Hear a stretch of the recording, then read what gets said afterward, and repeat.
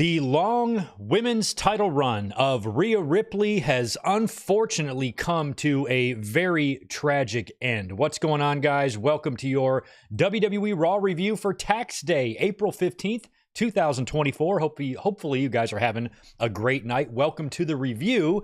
Kind of a bummer, man, about Rhea Ripley. That's a big bummer. We're going to get into that here. We're going to get into all of the results of Monday Night Raw tonight and how we're shaping up heading into Backlash. It was a pretty newsworthy Monday Night Raw as well. I want to get your grades or opinions of the show in the chat because I felt that like tonight's Raw was really solid. Like, even if you can just remove the heartache and the sting of what happened to Rhea Ripley, I thought tonight was a really solid show, especially when we have a terrific Intercontinental title main event that was, I thought, very, very good.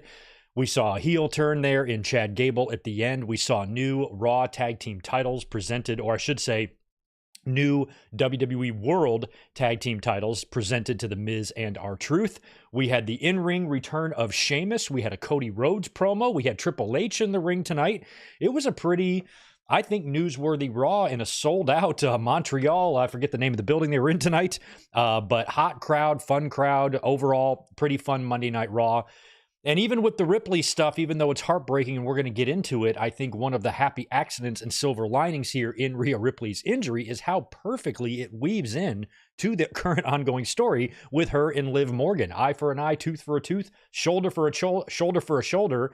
I like it, but unfortunately, we have real life kind of blending into this here, and Rhea Ripley does have a real life injury that's going to force her out of action for several months, which means she has to forfeit the title, or at least WWE decided that she should forfeit the title tonight. We'll get into whether or not they should have done that or not, but I think fans need to chill. I saw a lot of people, it's one of the things I've been a stickler about lately, is a lot of people and fans jumping to conclusions. We don't even really know, at least unless something has come out in the last couple of hours, we don't even really know what the injury exactly is. We just know it's shoulder related. We don't know if anything's torn. I'm assuming based on the length of time she's going to be out, we're talking surgery, but it might just be a long rehabbing deal. But either way, she has relinquished the title. And until we hear about the severity of the injury, I'm not really trying to compare this to, oh, well, so-and-so was out of action for a long time, or Roman never defended the belt and he kept the belt for months.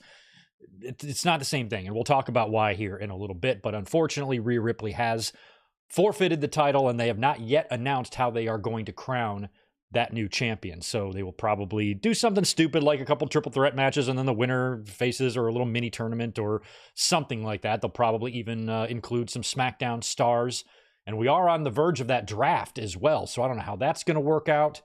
It feels like they want to keep all the world heavyweight shit on Raw, at least for right now. If they start mixing them up already in this draft, I don't know. I don't know if that's what you want to be doing yet. It's kind of a confusing time in WWE, but we'll try our best to kind of talk about it, dissect it a little bit, and see, what they could do, what they might do, and what the future of a lot of these championships are. Because if you notice tonight on Raw, when they did present Miz and R-Truth with the new tag team championships, they are no longer naming the titles after the fucking show that they're on, which I think is a really smart idea. You can go back to the way it was 20 years ago with the WWE and the World. WWE World title, WWE title, WWE tags, WWE World tags, and now they've even added the women's into that with the World, with the women's and Women's World and WWE Women's. So we'll talk a lot about that as well. But overall, and we'll talk about the return of Sheamus tonight. But overall, I thought tonight's Raw was pretty good, and it still feels very good to be a wrestling fan. Wrestling still feels hot, even though we are on the other side now of WrestleMania 40. The Rock is gone. Roman Reigns is gone. Fan interest is still high. WWE is still very, very hot right now.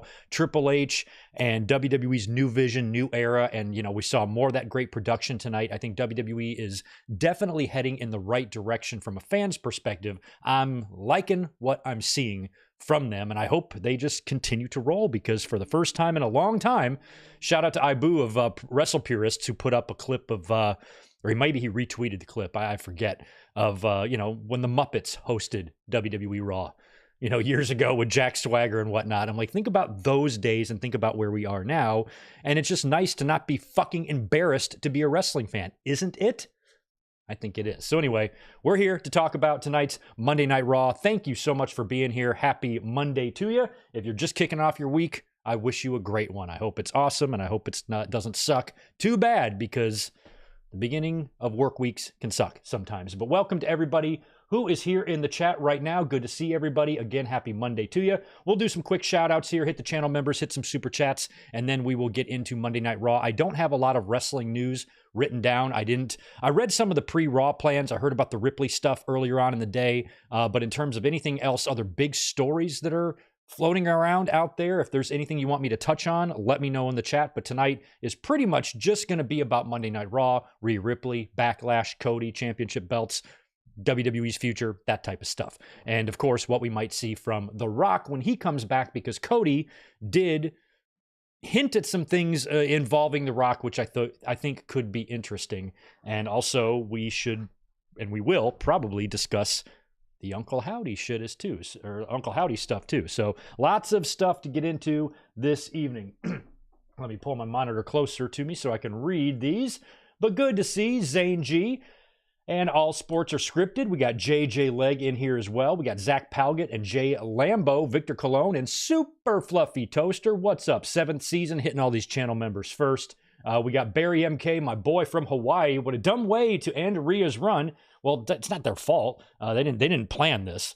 She's hurt, so why not just let her keep the title? I saw a lot of that tonight. Roman went months without defending his, and he was never hurt. I saw this opinion everywhere tonight, and I understand that. But I think what we have to remember is that if it's 2024 and you're still not used to the wildly obnoxious inconsistencies that we get from not only WWE, but pro wrestling in general, then I don't know what to tell you.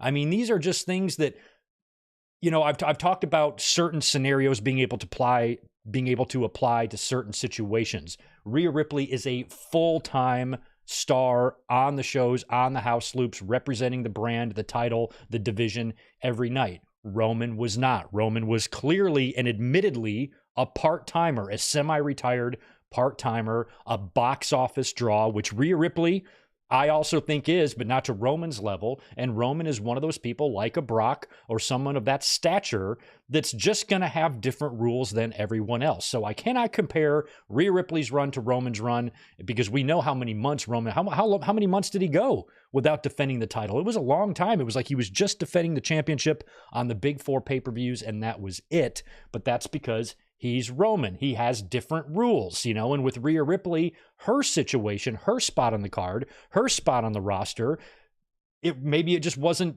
doable for her to keep the title just for the sake of them keeping the title. Then you're going to be purposely keeping her on the shelf. What are all the other women on Raw going to be doing in the meantime then, if there's no title to compete for? Somebody brought up to me on Twitter today, they thought they should have done an interim champion. I'm like, no, WWE's never done interim champions. They're sure as shit not going to start now. And I think with Rhea Ripley, whatever the severity of her injury is, it's going to keep her out long enough to where they have to strip her. And it's not that big of a deal. It sucks that this long run, 380 days, I think she said it was, something like that, had to come to an end.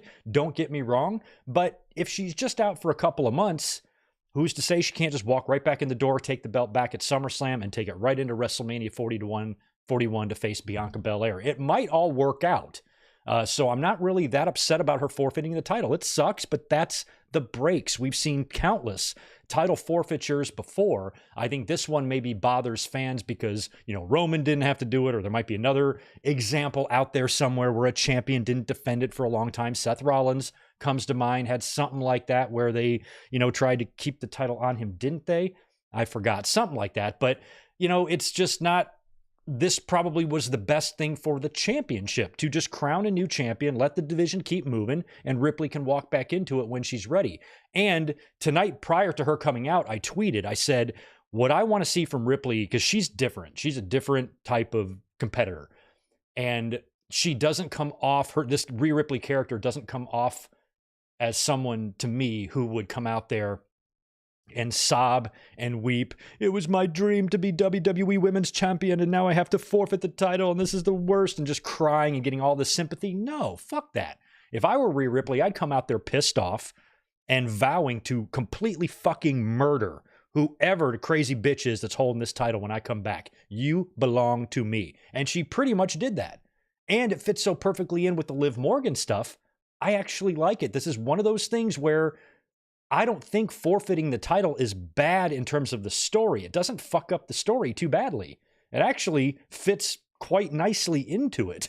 And, it just kind of, blends right in, and it works. Where if you would have tried to keep the title on Rhea Ripley, then how is she going to continue her feud with Liv Morgan if she's just on the shelf or not on the show at all? Then that stalls. This way it keeps going. So luckily, they were already telling the story of Ripley being the one to put Liv Morgan out of action for that extended period of time. And now Liv Morgan, not only in kayfabe, but potentially for real, is the reason that she's out. Rhea Ripley's out for a significant amount of time this time, because apparently the injury happened in that backstage scuffle last week when Liv Morgan threw the chair and then they fought. Ripley ran into the wall or something like that and fucked her shoulder up. I don't think what we saw today, there was no heat on Liv Morgan for this, and nobody's really blaming her, but they are blaming her in storyline, and they're using that, and I think that's the best way to do it. And I like the way Rhea Ripley went out there tonight and accepted her fate. She was pissed, very pissed, but you did see a couple of tears well up in her, but it was angry tears, and Rhea Ripley's going to be fine. Injuries are part of the game. And hopefully the shoulder gets taken care of, it gets rehabbed, she gets back, because one thing that sucks about title forfeitures like this, and what stings extra hard about this one, is how hot she is, how white hot her run has been, and how she's been getting over more and more every single day. And many people felt like she was the leader of Judgment Day. And now that Damian Priest is champion and you got the two of them with belts, the whole faction looked great. But unfortunately, these are the breaks. So I'm not going to be too worried about, well, why did he get to hold the title and she didn't? You got to understand that wrestling is going to feed you nothing but inconsistent nonsense. We've been talking about this for years. And I think by 2024, we should all be used to it by now. Joshua Aparicio, I miss mommy already. Oh, man. So do I. Hopefully we'll see her a little bit more. I'd like to see her just kind of pop into Raw, maybe hang out with a Judgment Day. She could do. CM Punk's been turning back up. Maybe she can just do a few things here and there with the Judgment Day, kind of keep her a little bit on TV and in the fans' mind, especially if her injury isn't going to keep her out any more than, maybe 4 or 5 months. Maybe that puts her back at SummerSlam.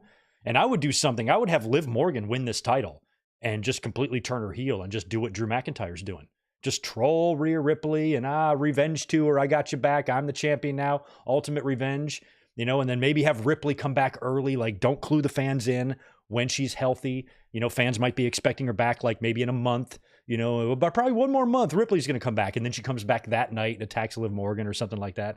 That would be kind of fun. But, if WWE or Triple H has a creative plan for Ripley for WrestleMania 41 and they don't want that to be tripped up, then I think when Ripley comes back, she just immediately murders Liv, picks the title back up, and keeps on going where she left off, heading into WrestleMania. And I think it's an unfortunate situation. It's a heartbreaking situation, but this particular situation is manageable. There's been a lot of other titles that have had to be relinquished due to injury that haven't worked out so well, or they completely ruined an entire storyline. We saw this in AEW, with Adam Cole. We saw that with Finn Balor when he first won the Demon, when he first won the Universal title. And lots of other examples of people forfeiting the title in the middle of something good going on, and it just completely fucks it up. This is a situation where it's knocking you off the tracks a little bit, but you can recover. You can get right back on track. Where in a lot of other situations, it's just once it's dead, it's dead. You probably can't revisit it because, life goes on. But I think they're going to, much like CM Punk and McIntyre, I would do largely the same thing here. And I think it would be interesting if we get some sort of a double turn out of this. And Liv Morgan, I don't think they need to slow burn her heel turn here. It seems pretty obvious that she's going to be taking credit for this and going to be loving it. As she said tonight, karma, found Rhea Ripley. So I would run with it. No reason to wait on this heel turn. Just have her do it full blown.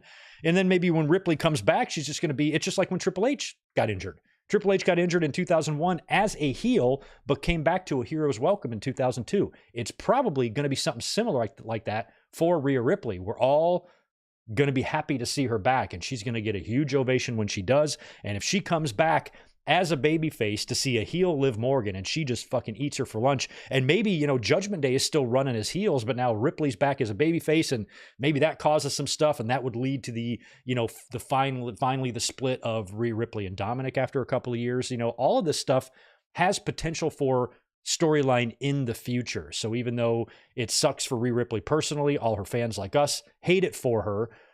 We've had worse situations.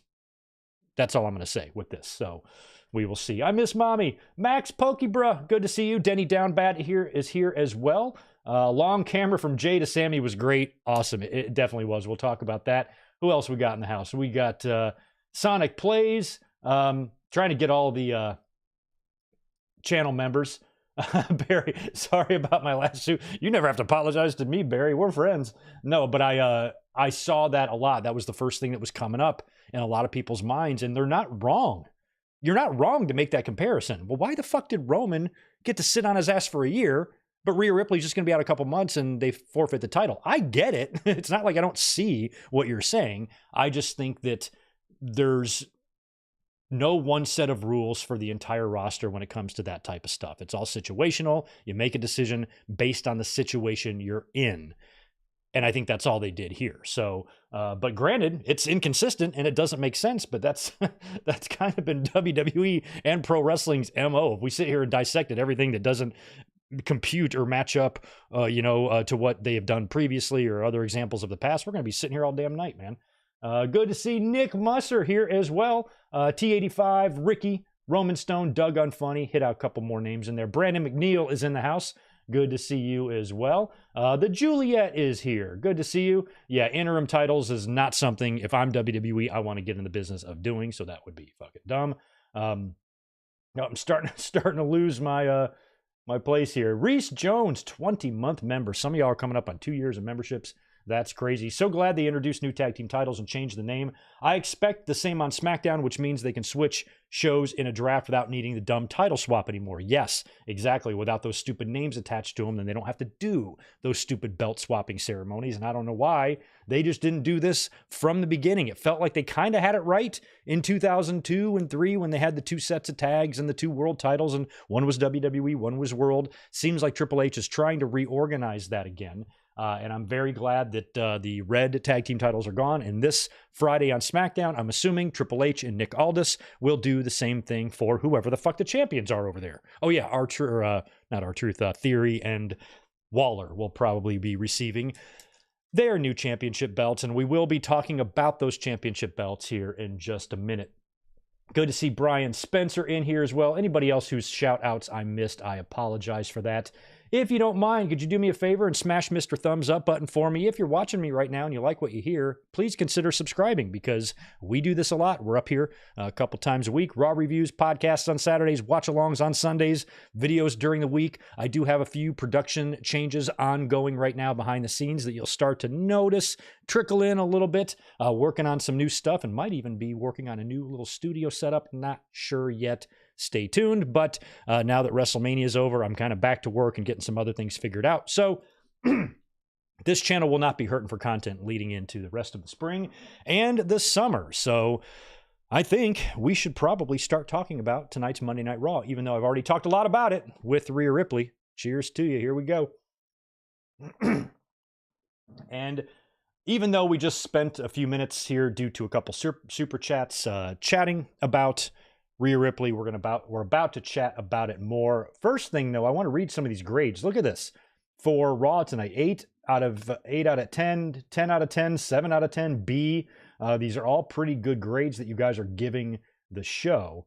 And I noticed that, like I said earlier, that tonight's Raw was just kind of enjoyable. Like that the Rhea Ripley stuff was weighing on my mind, but the show overall tonight was still quite good. Ads, ADDS. What does that mean? Ads like advertisements? Yes, monetize and ads are on for this video, but I do turn them off for watch along. So those are presented ad-free every Sunday right here on the Good Mic Work YouTube channel. And if you have premium, you never have to watch an ad anyway. So my advice is do that. I saw someone say, what if Rhea is pregnant? And it blew my mind. No, I think that the way her promo was, you could see it. Rhea Ripley's face was telling the story to me. She definitely looked like someone who was legitimately injured and legitimately pissed off about it. If it was a pregnancy thing, I think they would announce that. I'm going to have a little Judgment member, Judgment Day baby coming out. Me and Dom made one. Who knows? Something like that. I don't think that it's a pregnancy, and I think it's a real injury, and that really, really sucks. So anyway, it was reported earlier on in the day, I believe it was PW Insider, who first maybe reported it. Fightful Select followed up and confirmed that there was word going around backstage that Rhea Ripley was injured, and that injury, even though they didn't know what the exact injury was or its severity, apparently did happen on last week's Raw. And the only thing we really saw Rhea Ripley do was get in that brawl with Liv Morgan that did get physical. And we saw a chair come in, fly in out of frame, which I loved. I thought the whole segment last week was really fun. We spoke highly of it here on the podcast. And apparently that's where the injury happened. And there was talk prior to the show that Rhea Ripley was going to possibly relinquish the title, or they might be stripping her of it. Then Sean Ross Sapp tweeted out about 15 minutes before Raw started that Rhea Ripley was set to open the show. And I'm like, well, shit. Well, shit, because we had a Raw rundown or some Raw plans earlier on in the day as well that revealed an early segment with Triple H in the ring that many fans were thinking were going to be the tag team title thing. So when Rhea Ripley opened the show, that felt like that was added, like it was changed to Ripley opening the show. Otherwise, it might have been Sheamus, might have been Cody, don't know. But Ripley did open up Monday Night Raw tonight from the Bell Center in Montreal, Quebec, Canada. I don't know what the attendance was tonight, but it definitely looked like a full house. And Rhea Ripley, her music hits, and she comes out, and you immediately see her arm in a sling. Oh, and I was like, oh, that fucking sucks, because that was confirmation to me. You know, I was hoping that maybe she wouldn't be injured, or maybe it was just a leak, or it was incorrect, or someone got worked. I was hoping for that. I was really, really hoping that, you know, for once, some of my trusted, reliable sources were dead wrong, but they were not. She came out in a arm brace or a sling, and got right to the point, which I liked. And as she was making her way to the ring, that's when I tweeted. I said, you know what? I don't want any tears out of her. She's different. She's not like everybody else. This is a woman that should be, I want to see her mad.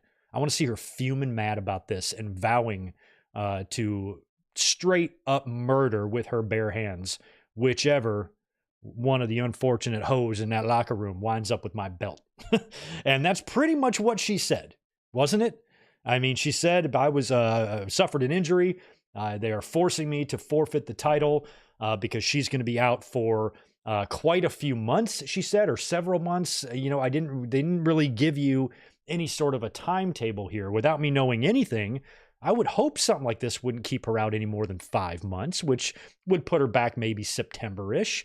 But it would be nice if she was even back by SummerSlam, and they might not even know. Maybe it depends on whatever surgery she needs to get first, or whatever follow-up she needs to have with doctors before any sort of timetable for a return is revealed to the audience. But I just hope that it's not like a 9-month thing or a 10-month thing or something like that. Hopefully it's not. But she was pretty angry about it, and like I was hoping she would do, she blamed Liv Morgan, which was great. She blamed Liv, and she basically, just like I said, vowed to come after and target and kill whoever happens to be the champion when she comes back. And she kind of paused there, and you could see some tears welling up in her eye, but she had just great facials, you know, like, I am furious, focused, and super angry and potentially violent right now. That was kind of her demeanor, which I liked. It was a different vibe than a lot of other championship forfeitures. Even sometimes heels get a little bit emotional in the ring and stuff, and hers was kept for the most part, in character. You know, those tears were angry tears. That was angry sadness, and she was putting all of that blame on Liv Morgan. Liv Morgan's music then hit. She came out laughing, taunting. She's got a Liv Morgan Revenge Tour shirt on, taking all the credit for this. And that works because Liv just came back from an injury, suffered at the hands of Rhea Ripley that kept her out for a long time. She came back. She targeted Rhea. Now Rhea is on the shelf at the hands of Liv Morgan. This all works out beautifully in storyline. The one thing I would do here is to put the belt on Liv Morgan. This is one chance for Liv Morgan to actually be a champion in WWE, a meaningful champion, because the last time she won the title, Liv's great. I love Liv, but I feel like they gave her the title. There's a, here, you've worked hard. Here's your championship. This is a case where putting the belt on her would actually be a good thing because it would work into storyline, and she could maybe spread her wings a little bit as a heel, you know, taunting Rhea Ripley with the title, have a few good challengers between now and when Rhea Ripley comes back, and win these championship matches and retain the title in these shitty, dirty, sneaky heel ways, and just get dirtier and dirtier and dirtier. And then maybe one night on TV, she has another victory. She's on top of the world. Confidence has never been higher. And she gets on the mic and she just starts giving it to the fans. I'm the champion. I'm the greatest. Nobody can beat me. And then Rhea Ripley's music hits. She comes out, attacks her, sets up a match or something. You know, it could be a fun moment when that does happen. And we could get something positive coming out of this. And that is a Liv Morgan heel turn, and see what she can do kind of as a little shithead. I'd like to see her give that a shot. And now's their chance. So hopefully, you know, this will be one of the more beneficial title forfeitures. Hopefully Rhea Ripley doing this not only builds her story, you know, with Liv Morgan, and maybe even builds more support for her when she comes back, you know, operating as a sort of a babyface turn without them having to really work at it. Because Triple H went through the same thing. Hopefully, he's remembering himself in this situation, because Triple H was a heel. And I remember before WrestleMania 17, all that year, fans, like the fans on the internet, you know, what would have been the internet at the time, or, you know, a little bit of the, you know, the smarter or more informed fans, I guess I would say. You heard a lot of that from them. A lot of those fans started appreciating, are you sitting down? Appreciating Triple H more than Stone Cold. They thought Triple H was better in the ring at the time. He was working a little bit harder. He was physically better in a lot of ways than Austin. And Austin was, you know, of course, a heel. So all that crazy babyface stuff had worn off. And fans were starting to like Triple H more. And I felt like had he not gotten injured and torn his quad, he would have naturally turned into a babyface and feuded with Austin. So when he got hurt as a heel, fans missed him. And they pined for him. And when it was time for him to come back, YouTube, beautiful day. Remember the whole thing? That's a weird way for a heel to come back, but he came back as a hugely over baby face in the top. He left as a heel, came back as the top face in the company. That's wild, man. So I feel like Ripley could maybe have something similar like that happen with her when she comes back. But at the end of the day, all that matters is wishing her well. All that matters is her recovery and getting back in the ring. Hopefully, whatever she has to go through, rehab, surgery, or both, that she gets back better and quicker than ever. Injuries are part of the game. It won't be her last. This will be probably one of her longest, most significant times she's going to spend on the shelf.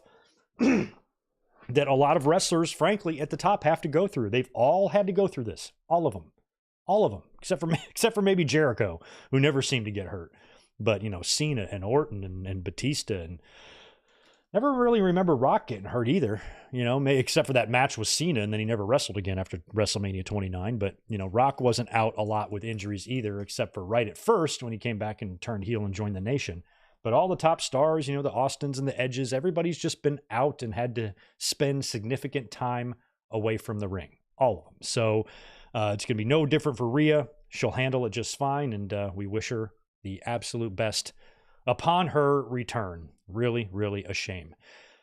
More big news coming out of Raw tonight. Rhea Ripley is on her way out temporarily, and Sheamus is on his way back in. Sheamus with 2 C's. You know what I'm talking about. It's okay. I'm a little bigger in that area too than I used to be. Right around here, down here, right there in that there area. Not quite as slim and trim as I was back in high school. Turns out Sheamus has the same problem.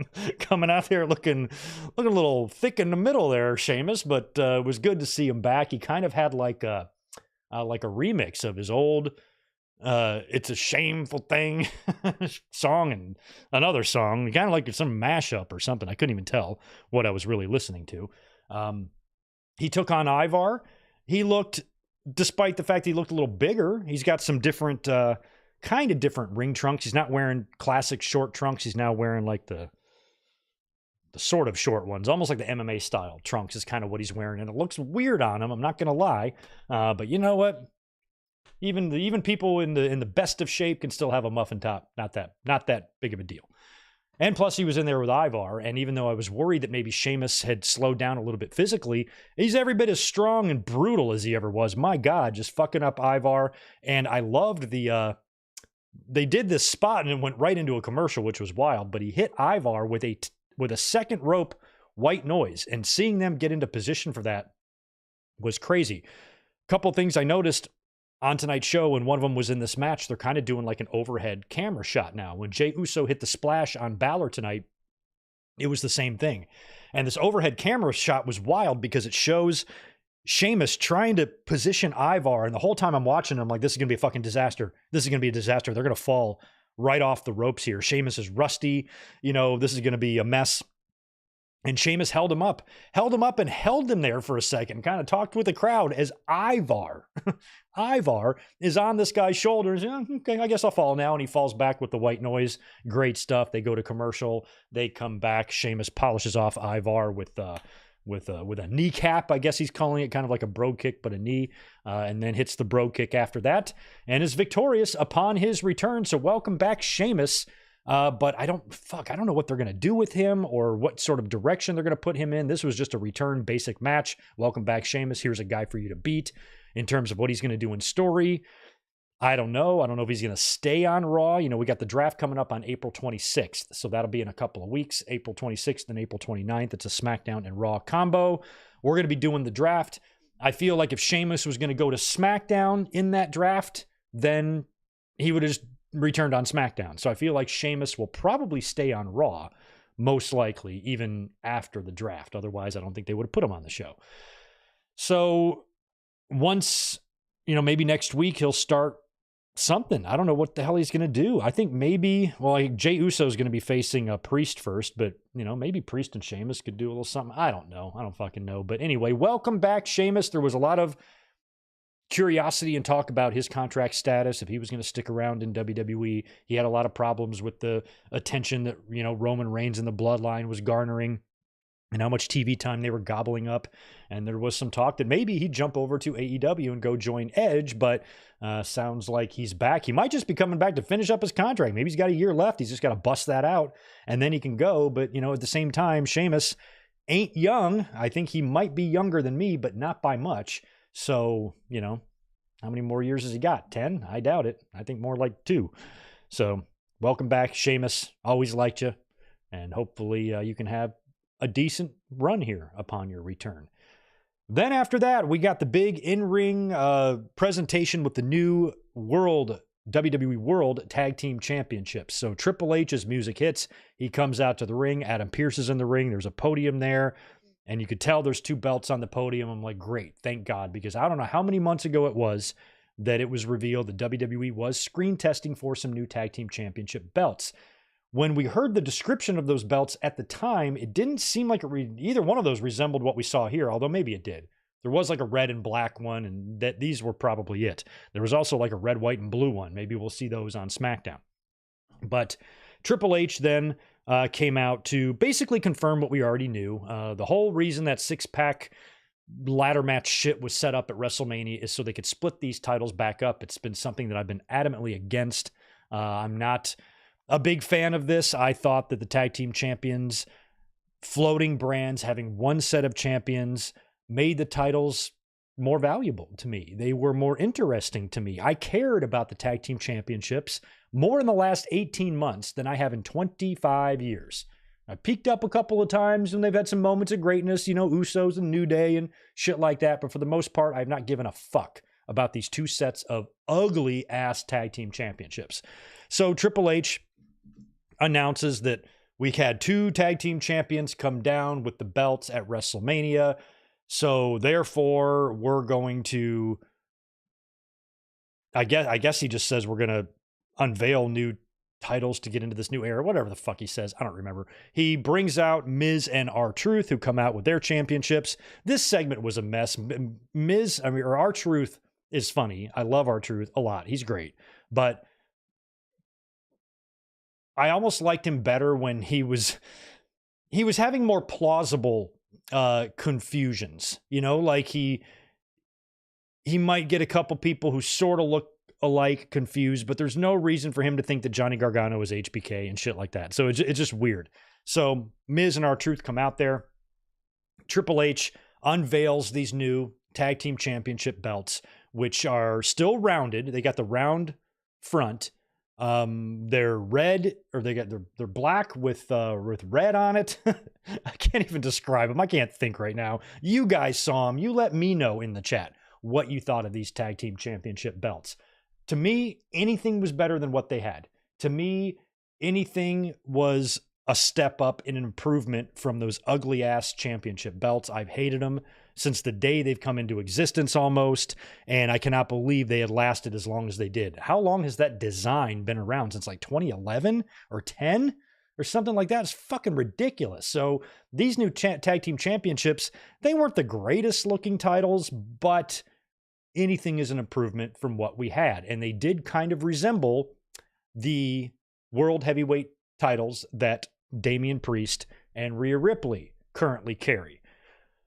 50% of me likes that. 50% of me appreciates that because it's kind of helping to organize the championships. For too long in WWE, the championships and where they belong and what their names are have been such a clusterfuck and has been such a mess, utterly confusing. They switched up the tag team titles so many times between Raw and SmackDown and World and WWE and belt swaps and unifications and ununifications. I have no earthly idea which set, if any, currently in the WWE right now are the actual set that can be traced back to the Hearts and Bulldogs. Where are those titles? Do they even exist? Have they been gone since 2002 or 3 or whenever they did that shit, And I don't even know where those belts are anymore. I don't know how to trace that lineage. I don't know if the current red or blue belts, if one of those is technically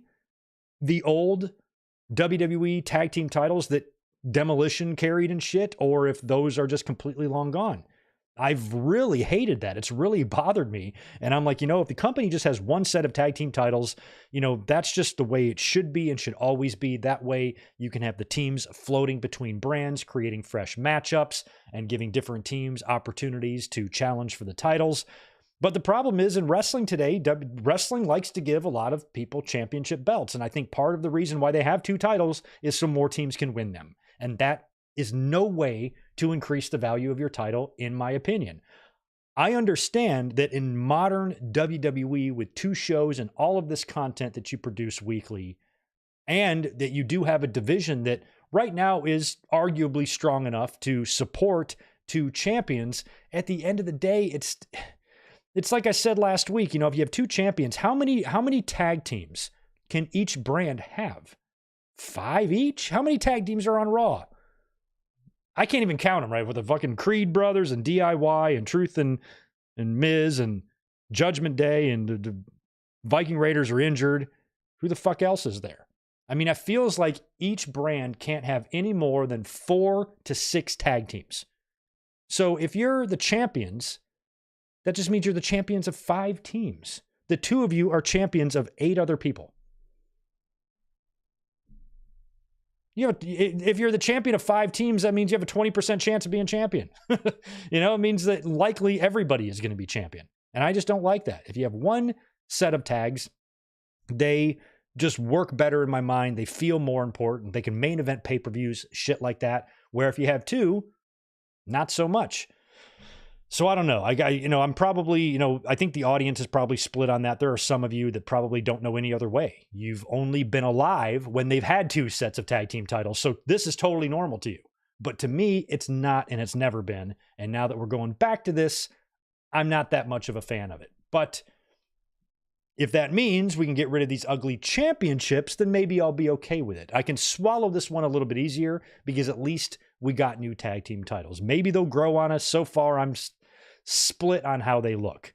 I kind of like them, but at the same time, part of me, like I said, 50% of me likes that they're making it a little bit easier to understand and follow in terms of the title lineage and what the names of these titles are and how they're going to organize them.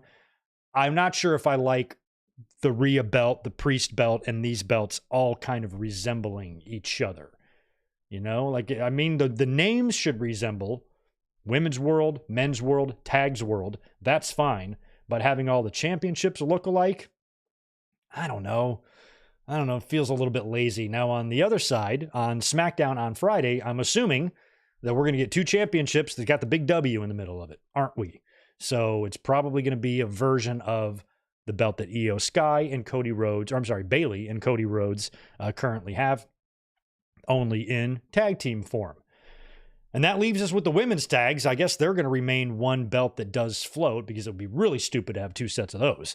But WWE now officially has two sets of tag team titles again on Friday. We will see how the SmackDown belts go. It would be crazy if they just left them the same. I don't think they're going to do that. I think both brands are going to get new championships.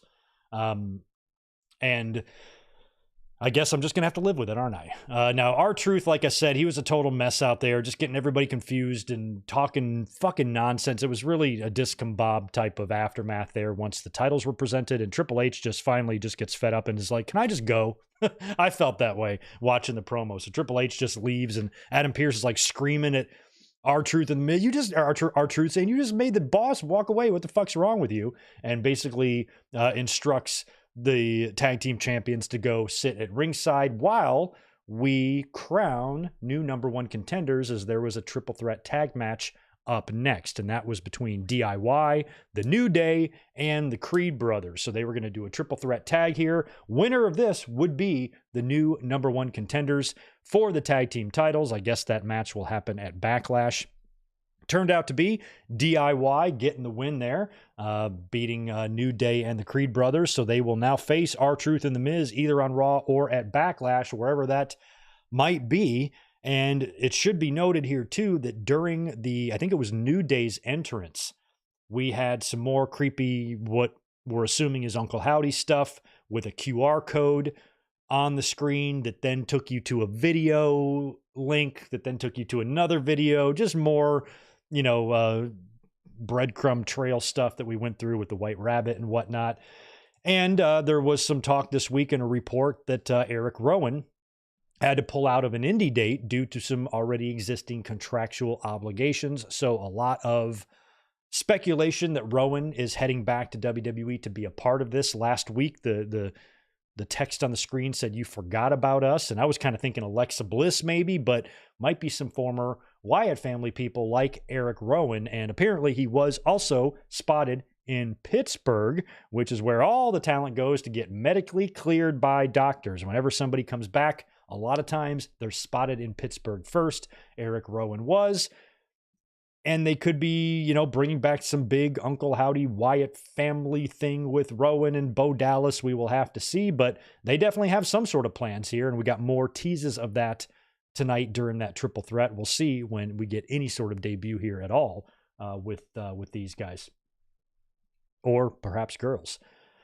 After that, we had another tag team match. It was Ivy Nile and Maxine Dupree taking on Candice and Indy again. So Candice LeRae and Indy has had some sort of interaction with Maxine now for the past month on TV. Ever since Candice chewed her out in the middle of that match and made her cry and run off, they've had some sort of a match with each other every week since. I've kind of lost track of how many weeks this has happened now. And now it looks like Indy Hartwell is getting on this train too in terms of being a mean girl, because tonight she kicked Maxine in the face when the ref wasn't looking and then put Candice on top of her, kind of resorting to Candice's sketchy and shady tactics that she's been, utilizing lately. And she now might have been turning Indy with her. I thought this was going to lead to a split. I'm not sure how Candice can do. Candice can be Candice can turn it on. You know, she was great on the indies. You know, she could get hardcore, she could fight, she could get bloody, but she just looks so small and innocent to me that it's hard for me to take her seriously as like a villain. You know, it's more like, you know, Alexa Bliss, I kind of think about that when she was fat shaming Nia Jax and shit like that. So it's kind of similar here with Candice, but she doesn't have that, just that physical presence or something. I can't really describe it. So I don't even know how this is going to work, but instead of maybe making Candice a heel, if she just is a part of a heel team with Indy Hartwell, that would probably actually be better, because I do like the two of them together. They've been together a while now, all the way back to The Way. How many years has it been now since that was going on? It was back before NXT got all splashy paint. I know that. So it's been a while, and I'm glad that they're, at least for now, still together. We had Judgment Day backstage. They're trying to gather themselves. Priest is rallying the troops here. You know, they're trying to keep their head up after the devastating Rhea Ripley news from earlier on. And Priest tells Dominic that tonight he's got to go handle Andrade, and he tells Balor that he's got to handle Jey Uso. They both have matches, and they would both lose. Dominic was up next, taking on Andrade one-on-one. Pretty good little match here, but Andrade does put Dominic down clean, despite JD McDonough being out there at ringside. The two of them attacked Andrade after the match, and Ricochet came out to make the save there. So Andrade then put down Dominic. We'll see where all these guys end up in the draft, and you know, if Judgment Day is still going to be considered a group and they're going to be drafted as a group, or if they're going to be breaking up factions and shit. We don't know how crazy they're going to get at this year's draft. We will see. It was all about tag team matches tonight. We had another one here. Chelsea Green and Piper Niven defeating Caden in the other one. Chelsea pinned Caden after Piper came in with one of those splashes. I barely paid attention to that match. I like Chelsea Green. I like Piper. Don't have anything against Katana or Caden. I just really hate their tag team, and they're boring as all hell to me. So Chelsea and Piper won that. And then we go backstage where we have an interview with Liv Morgan, where she's laying it on thick, man. She's happy. She's got her Revenge Tour shirt on, and she said Rhea got exactly what she deserved. She took me out, so I took her out. Eye for an eye, tooth for a tooth, shoulder for a shoulder. And was very happy and very gleeful. I like this. I think they should, you know, run similar stuff here with Liv and Rhea that they did with Punk and Drew, because Liv trolling Rhea Ripley, I think, would be great. It would be a great way to kind of, you know, turn Rhea babyface when she comes back, like I talked about earlier. And Liv Morgan should use this to, you know, sometimes you have to grab opportunities when you see them, and WWE's got one here. I don't know, you know, as much as I've always liked Liv Morgan and, you know, rooted for her and stuff, there's never been anything about her that's made me think, oh, she's going to be a breakout superstar, or she's going to find something, find a groove, find a niche that just works for her and runs with it. I've never really had her pegged for anything like that. So if you're lucky enough to stumble into something, not only should WWE take advantage of that, but she should as well. And I hope that she does. And I hope they turn her into the biggest fucking bitch you could ever imagine. I want her out there being a complete asshole, as big of a douchebag as she can be. I think that would be what I would do here with Liv Morgan, and get her officially heel. I don't know if WWE is still maybe internally trying to figure out what they're going to do with that title. I mean, it shouldn't be that hard. When you have a title forfeiture, it's usually pretty easy to figure out. You're just going to do one of like 3 different things. Bunch of either a tournament, that's one thing, or a bunch of matches that then determine your finalists, and then you have one match to determine that, or maybe even a battle royal, and like they did with Razor and Martel back in the day when Shawn had to forfeit the title. There's things you can do. I really don't care how they do it. I would just give it to Liv. I would definitely give it to Liv Morgan and have her hold that belt and just taunt people and be an asshole with it until Ripley comes back. But we will see what they do. I think maybe, I'm trying to think, if I'm WWE and I'm saying to myself, okay, we want to have Rhea Ripley pick up where she left off when she comes back. So our plan is for her to beat Liv Morgan when she comes back. If that's the case, then you can probably just wait till Backlash. You know, maybe you do some matches on TV and then you do the finals at Backlash. You could do that and just have Liv Morgan win then. Then she just, goes into the summer, has a few title defenses, she retains, and then runs into Rhea Ripley. Or they could just crown the new champion on Raw. They could also do that. Main event 1 week of Raw. Liv Morgan wins, taunts, trolls, Rhea Ripley. That could be fun. I'm sure they're going to have Nia Jax involved in that. She did have an interview backstage tonight, but I didn't really hear what she said. She was what was she saying? She was saying something like, last time I saw you, you were getting your ass kicked doing this. Or last time I saw you, you were being humiliated. Like talking about various women on the roster. And I'm like, well, Nia Jax, last time I saw you, someone was trying to drown you in a church. See that video? I guess you got baptized. They just dunk your whole fucking body in the water. I guess you just go swimming now when you get baptized. I always thought it was just like a little baby and you put your head in the water. Now they just throw you in a fucking pool. So she had that going on. Almost drowned at church.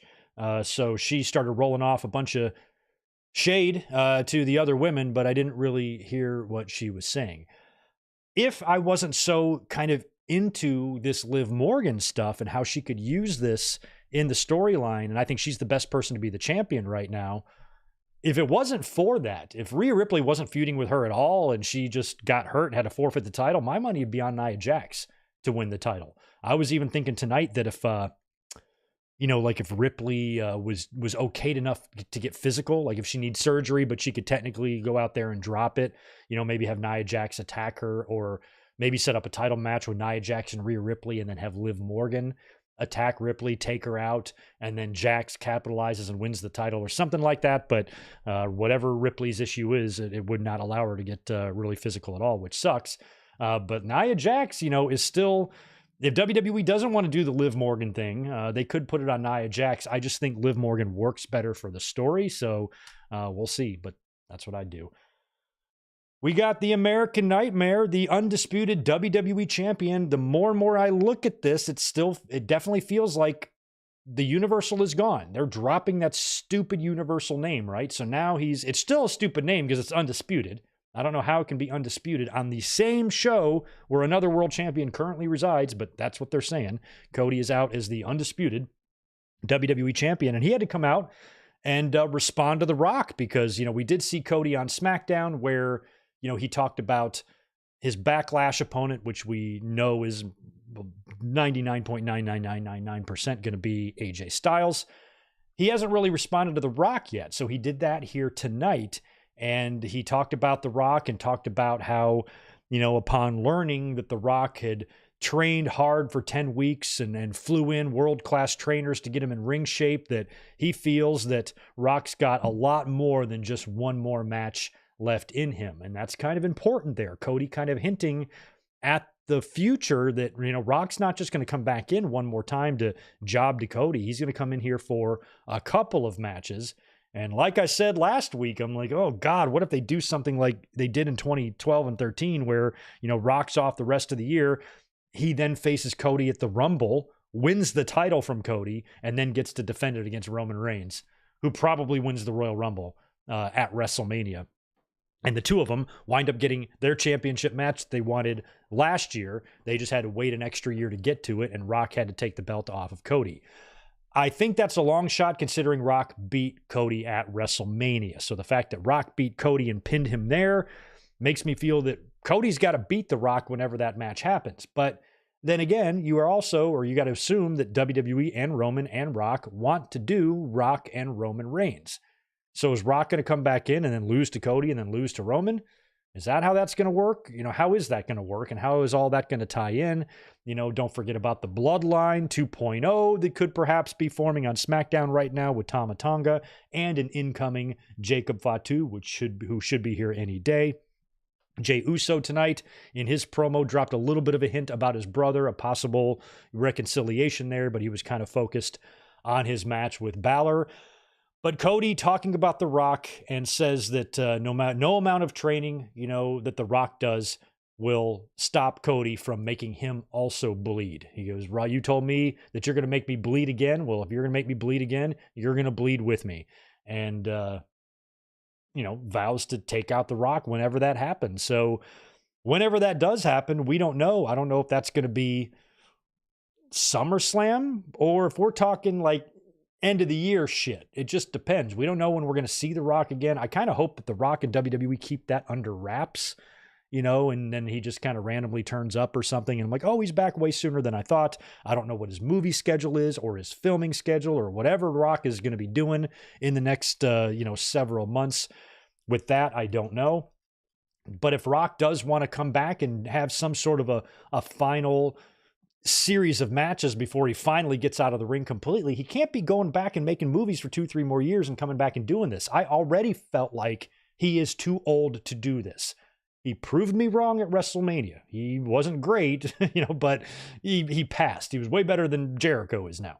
So, Rock, I got to give him credit. He got himself in shape and he did it. So I think he still has those capabilities, but I don't think he needs to be 55 doing this. He's, 50. So get your last few matches out now while you are still physically able to do it, before you get too old or before you get so damn roided out, you just die. So whatever Rock does, I hope he's back quickly and that we get a couple of matches out of him. We got to get a Cody match and we got to get a Roman match, and it's possible that, maybe Cody and Rock have a series of matches. I don't know. I feel like, Cody definitely needs to beat him, but maybe Rock gets one more victory. Maybe the title's involved. Maybe it's not. Maybe the bloodline's involved. Maybe they're not. With the bloodline stuff, you feel like Rock and Roman Reigns are still very much a part of that. By order of the tribal chief, a lot of people speculating that Solo was operating on the Rock's orders, or maybe Solo was pulling a Triple H from 99. Now the ball is in my court.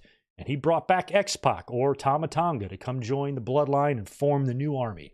All they're missing is the New Age Samoan Outlaws, and they've got a whole fucking squad there.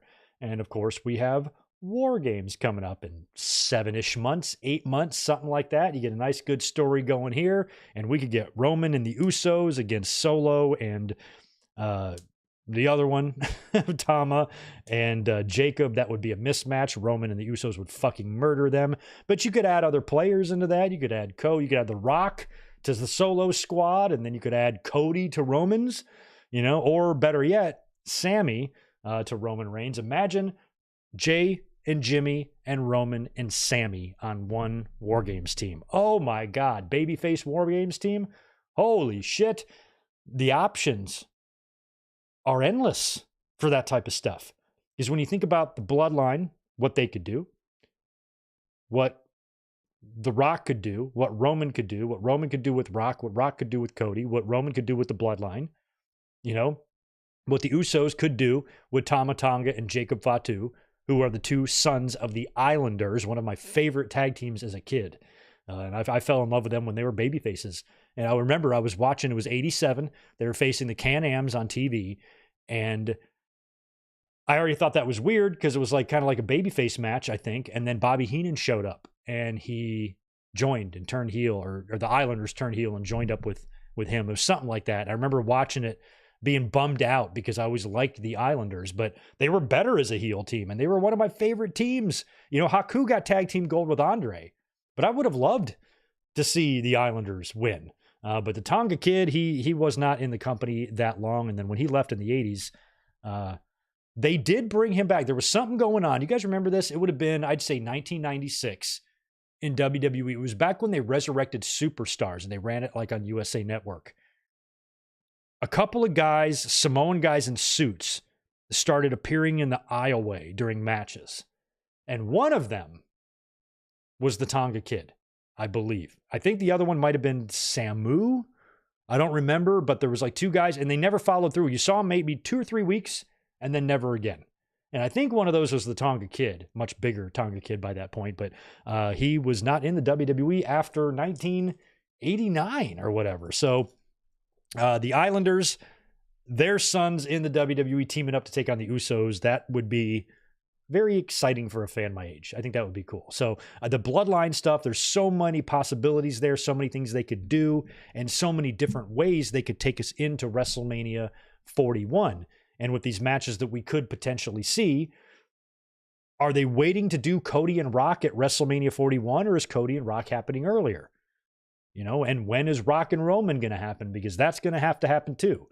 Which comes first, Rock and Roman or Cody and Rock? I don't know.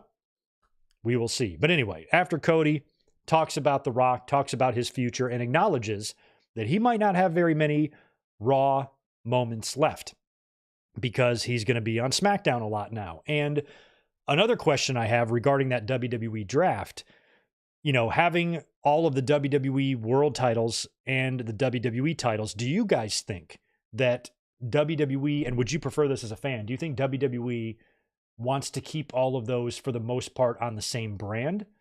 Like, do you think they want to have all the WWE titles on SmackDown and the world titles on Raw? Part of me feels like, at least for a while, that might be best in terms of keeping track of it as a fan. If all the world shit is on Raw and all the WWE shit is on SmackDown, that keeps them kind of separate. If you start swapping the belts, then you're going to have a WWE and a world on one show and a WWE and a world on the other show. Not that fans are too dumb to figure that out. I can, you guys can. I'm just saying that I don't know if I want them all mix matched and shit, but that's probably what they're going to do. I think we might see, actually, I'd keep all the champions where they are, to be honest with you. You know, maybe they will do a thing where champions are exempt. I think that should be a thing. I think champions, announced teams, and factions should be exempt, or factions should at least be drafted together, is my thought on that. And if you're going to, another big issue I have with the draft is how stupid it is and how they have ass backwards rules. Sometimes they break factions up. Sometimes they draft them together. Sometimes your whole entire pick can be 5 people. I balance that out a little bit. Make some actual kayfabe rules to this thing, you know, where there are certain, I don't know, maybe leave announcers and fucking referees and backstage people out of it and just keep it with talent. And I just hope that a Paul Levesque, oh shit.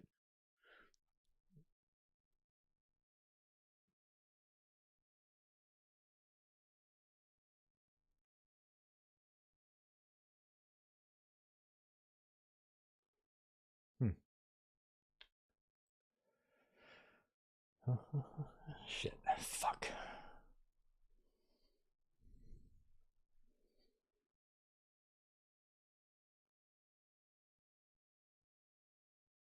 Are we back?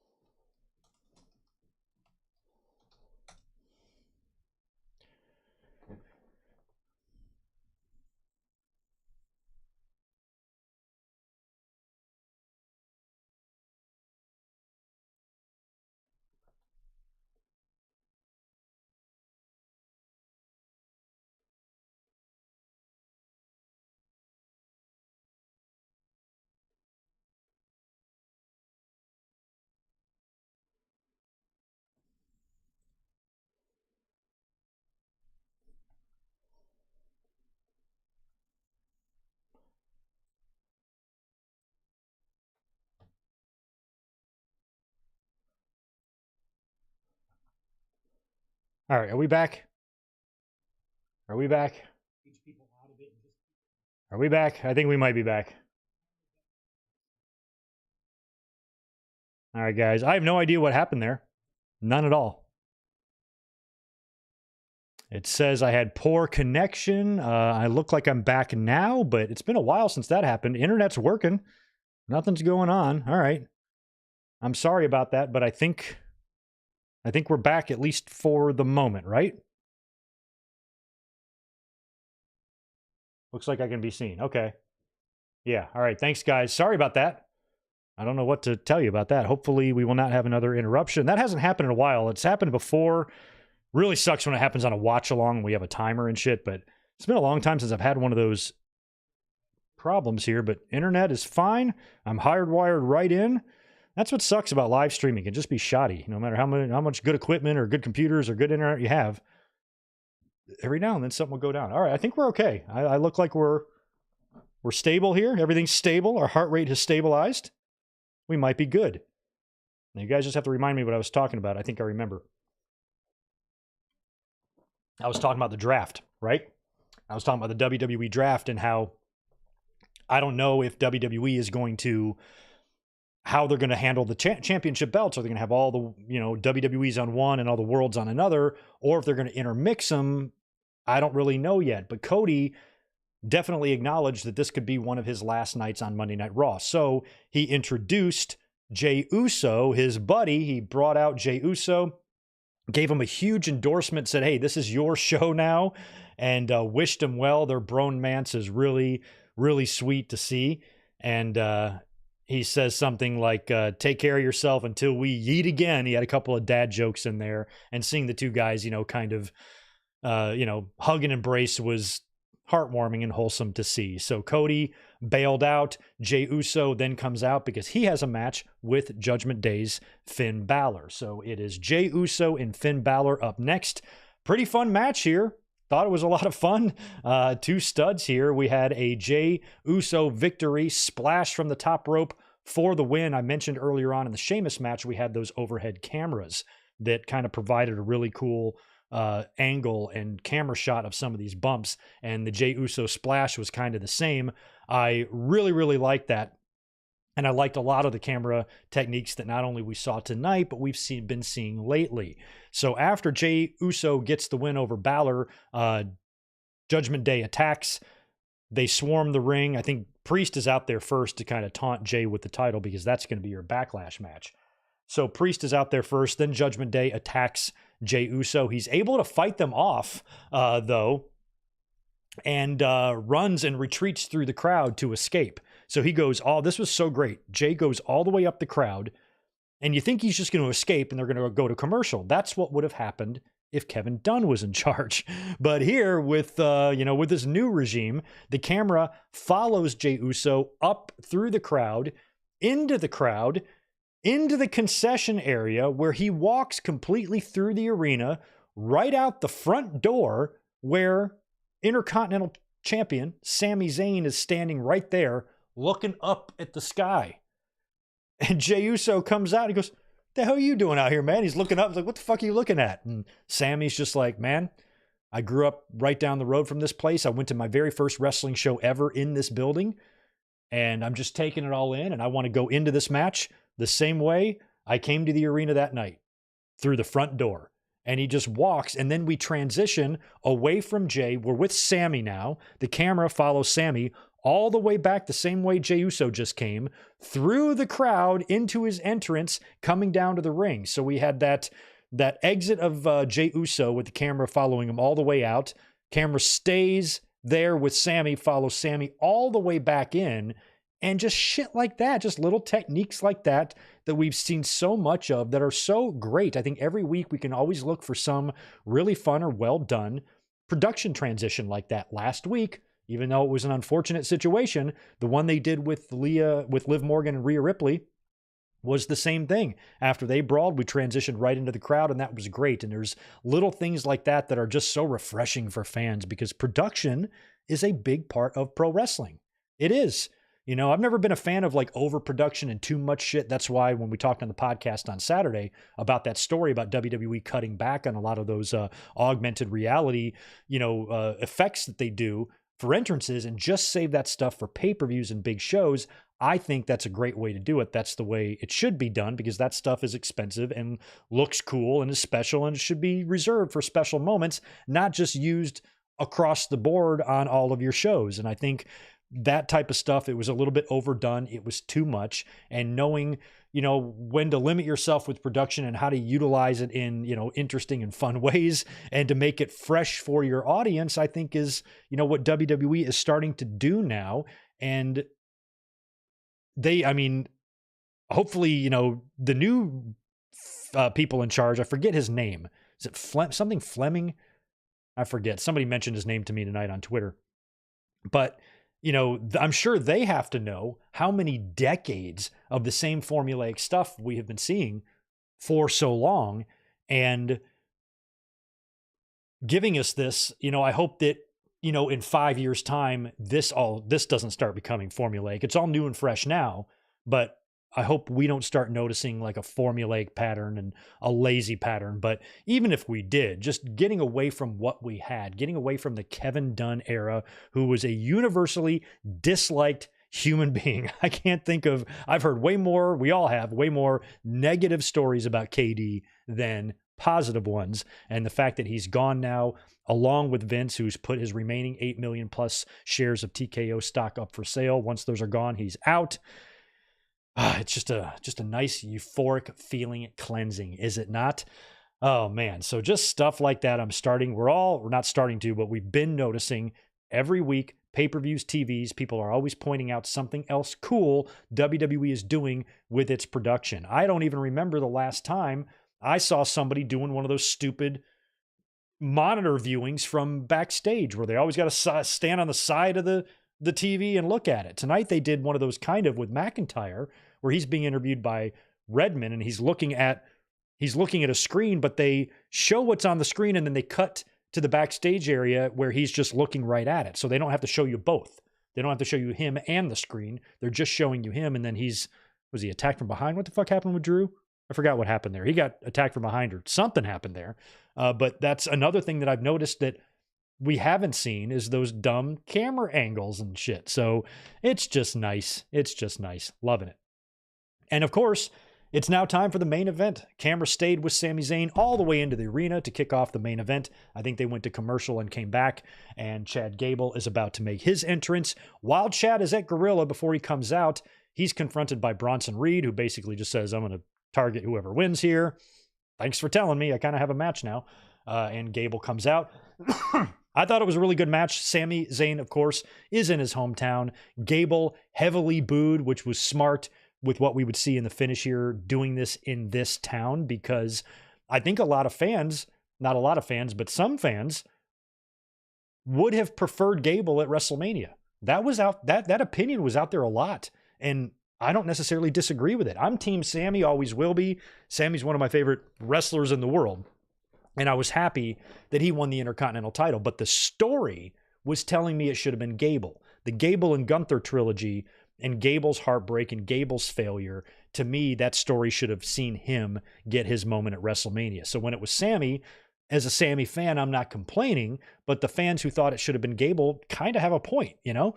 So I think it would have been hard to do this in any other city. It's too fresh after WrestleMania. Some fans might still feel this way, but here, just the sight of Chad Gable on the video wall got boos, heavy boos. Not because Chad Gable's a shitty piece of shit heel, it's because Sami Zayn is so beloved in Montreal.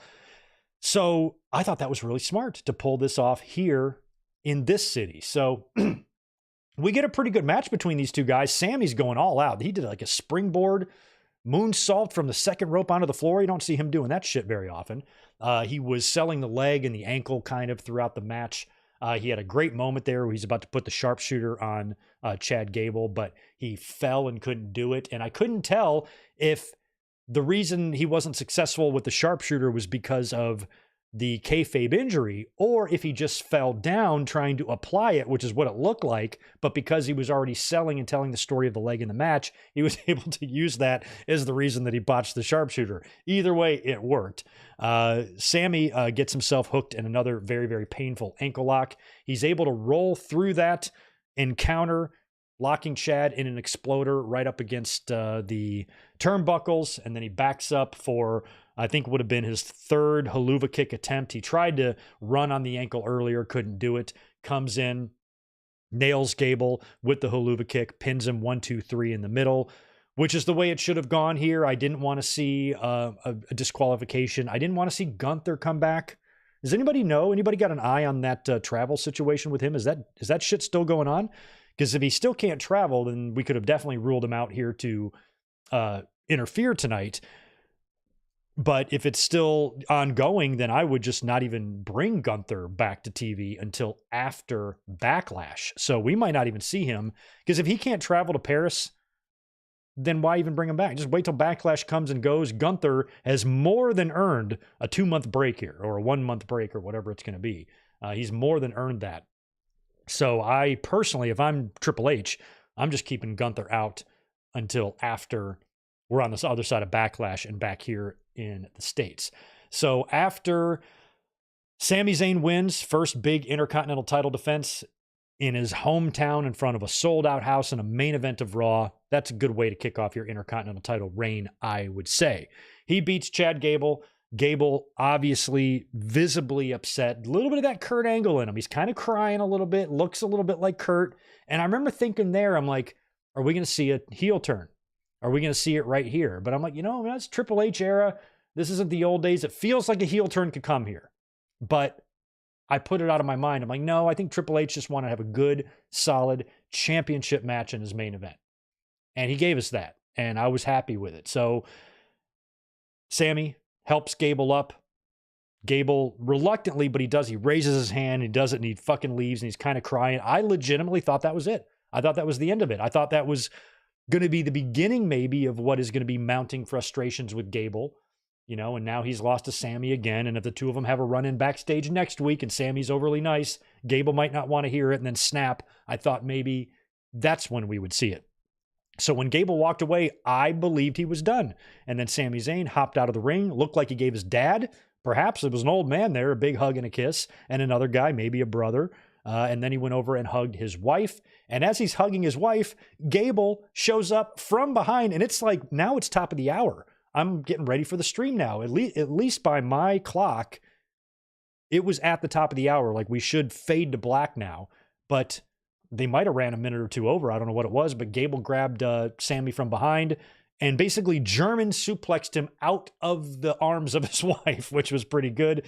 Takes him out and beats the shit out of Sami Zayn, fully turning Chad Gable heel now.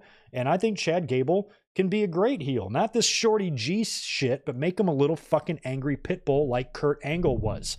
And Gable, you could really... there's a lot of Kurt Angle vibes with him. And for him to now be a heel, I think maybe he's the one that takes the title from Sami. I think maybe he does it as a heel. I don't know how that's going to go. Or I could see maybe Gable getting drafted and then maybe winning the U.S. title. Holy shit, Chad Gable and Logan Paul. That would be fun. So he can turn heel all he wants, but, what's it going to translate into? Is this going to mean championships? That he's still yet to hold his first singles championship in WWE, right? So is he finally going to find one of these 4 titles, in his life one of these days, the IC or the US or the World or the WWE? I feel like he's contenders for all of them, except for maybe Cody's title right now, but the other ones can maybe make an argument. So we'll see. Gable's a heel now. I think that's probably the way to go. I don't know if they're going to have to do something on television now to officially split him from Maxine and Otis. They probably will. Once that happens, maybe he'll put Maxine in the ankle lock or something. Or is she with Ivy's group now, or whoever she is? I'm kind of confused where she even is. But I feel like if Gable's going to be a heel, he doesn't need to be doing any more of that Alpha Academy shit anymore. He should be just, focused on competing and winning championships and cheating if he has to do it. That's my opinion. Anyway, all right, we made it through the end of Monday Night Raw. I want to apologize again. Just a few minutes ago, we had a little bit of an interruption there with the network. Don't know why. But thanks for sticking with me if y'all did. All right, just refreshing, giving myself a refresh so I can see you guys. It would be awesome if anybody has not smashed that thumbs up button yet. If you don't mind doing that for me, that would be super duper. And then we will go to the chat now and we will talk about what y'all want to talk about and answer any questions if you have them. So feel free to hit me with them in the chat. I'll see if I've missed any super chats. I have. Let me get to my other screen so I can see them all, because I hate it when I miss them. All right, did I get them all? Okay, oh, I like some of these. Let's answer this one from Mike Witt. Appreciate the $5. I say let's do a best of 7 series between Sami and Gable like Magnum and Tully back in the day. I still think Chad should have gotten the Mania match. Yeah, and that's why I think they did the heel turn tonight in Montreal. That was actually really smart for them to do it here because it might not have hit somewhere else. You know what I mean? But if they want to move this into a best of 7, that could be a lot of fun. I I've been pleasantly surprised by best of sevens. I remember the first time I saw one come about. Yeah, it might have been the Magnum and Tully. I wasn't really a fan. I'm like, this isn't sports or whatever, but they've all been pretty good. You know, WCW tried them with like Benoit and Booker, and it was fucking great. I love the one that WWE did that led to the formation of the Bar with Sheamus and Claudio. So there's been some good ones. Doing a best of seven here, maybe, but correct me if I'm wrong. Oh, and the Bucks and was it Bucks and Luchas that had the best of seven? I was there for the finals of that and the Forum in LA last year. So there's been some good ones. Forgot what the hell I was just going to say. Best of seven series. But, oh yeah, but with Gable, you know, it feels like he's already lost to Sammy twice. So I don't know, doing 7 more matches between them, because anytime you have a best of 7, it always goes 7. It's never a sweep. So you'd be committing them to a lot of more matches against each other. So I don't know. Maybe though. Maybe. Zombie Fighter. What's up, Jacob? My friend from Michigan, dropping in $10. Yo, happy 14-year sub. That was such a crazy find, so I had to tweet it. I hope you are doing well. The SmackDown tag titles were made in 2016, so the pennies turned into the red belt. Gotcha. I still don't know which belts take you back to the 80s, but that's right. I did see your tweet today where you saw that today was the 14-year anniversary of subscribing to me, which means you are literally one of the first ones, because I didn't post my first YouTube video until April 11th, 2010. So that means you were a subscriber of me within the first 4 days of my first ever video. And that's crazy, man. That is crazy. I did start my YouTube account, I think in 2009, but at the time, I wanted one account kind of dedicated for wrestling consumption. Back in those days, I started noticing that a lot of wrestling was becoming available on YouTube. This is so great. And I want to like videos and save videos to playlists and shit like that. And so I just made a YouTube channel for that. It was meant to be consuming wrestling is all my YouTube channel was for. So I was like, okay, good mic work. That was the name I decided to give it because it was kind of a wrestling related name, but also could mean anything.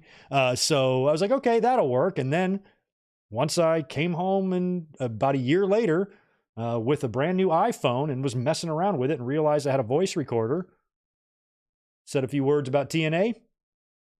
Then I went to the internet and Googled, how do you take a voice from your phone and put it on the interwebs, and learned how to create a basic video in a movie maker or in a video maker, figure that out like I'm 5, post that to YouTube. 14 years later, hey, look at us. You know, that Hot Ones with Paul Rudd? Look at us. Look at us. Who would have thunk it? Jacob, great to see you. You've been in my car before. How cool is that? We have the or a rental anyway. The Juliet is here. What's up, girl? Thank you so much for the $5. Women's World Championship to be decided next week, according to WWE. No word how. Tag team titles also to be defended next week. Okay, so Miz and R-Truth are going to face the, DIY, I guess? Okay. I'd put the titles on DIY next week. I would. Might as well. Shit. But they might not do that because we're going to be crowning another champion, apparently, and they are going to decide who the women's champion is next week, which means they're not going to spread that out. I thought for sure that they would do like 2 matches and then the winners face the following week. Whatever they're going to do, they're going to work it all out on Monday next week. Okay. I'm curious if they're going to change their mind on that. If we get some like new announcement next week where they're like, yeah, let's spread it out to another day. I don't know. We'll see. We'll see what happens. Mike Witt, thank you for the 5. Welcome back. I think we're going to have a faction of Uncle Howdy, Strowman. I forgot about Strowman. I forgot about him. I forgot. Isn't that what he says? I forgot about Strowman. Uncle Howdy, Strowman, Rowan, a called up Joe Gacy, and a gothic Alexa Bliss. That would be good. What a fucking crew. My God. I don't know what their names would be or what they would be doing, but that would be, think about Strowman and Rowan. Wow. And you get some big boys. Gacy's no cruiserweight. So Uncle Howdy, pulling the strings, and gothic Alexa Bliss in the background being all gothic-y. I get behind that. I'm into it. Nate Dogg, thanks for advocating for the likes. All right, now I'm reading all the, you're frozen, Greg. You're frozen. Fucking frozen. I know, man. I hate that. And what's frustrating about that from a content creator's perspective is there's no explanation for it. There's nothing I can do. I see the internet or the little indicator button go from green to red. No kilobytes per second. I'm currently it's sitting at 7,000 right now. All of a sudden that goes down to 0. My internet works. I can pull up web pages. I can look at YouTube. I can do everything else. Nothing has gone down. But for some reason, OBS and its connection to YouTube just stops communicating. And I don't know why. If I hit a refresh, no matter what I do, it won't fix itself. I just have to sit here like an idiot and wait, and then it corrects. Generally, over the last couple of years, anytime this has happened, it's never been a catastrophic, complete shutdown of the stream. I think maybe only once. Other times, though, it just quits for a minute and then comes back up, but there's nothing else. I can't get any better equipment. I just bought this computer, spent $5,000 on it a year ago, so I don't know what else I could do. It all works. So sometimes shit is just weird, and that is frustrating because when I'm trying to talk and be in a rhythm and talk to you guys about wrestling and then I'm freezing, it's Bush League. It's Bush League shit. And I don't like to be Bush League. I like to be Major League. So sorry about that. Thank you again for your patience. You guys are the best. Whenever that happens, if you're patient, I promise I will come back up. Mike Witt's got 2 more. Priest versus Demon Balor at SummerSlam. Book it. I feel like Priest and Balor are going to have a match. Balor just does nothing but job, man. He just loses and loses and loses and loses. So why would he get a title shot? He's going to have to win some number 1 contenders bullshit. That's probably what they'll do. That might tie into, the Judgment Day's demise maybe, as Balor wins some sort of triple threat, becomes the number 1 contender, then they have to face, I don't know. I feel like that match, though, should happen, although Priest, I'm not sure how long he's going to hold the title. We will see. Okay, cool. That caught up all of the super chats. Right on.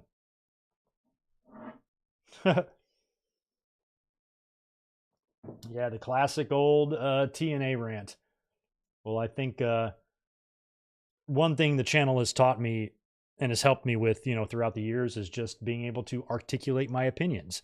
And I felt like I was a pressure cooker back in those days because I didn't really talk about wrestling with anybody. I had a couple friends that, in the Attitude Era that I went to shows with, and we would talk in the car for hours and just everything or whatever. But just in general, I didn't really have an outlet.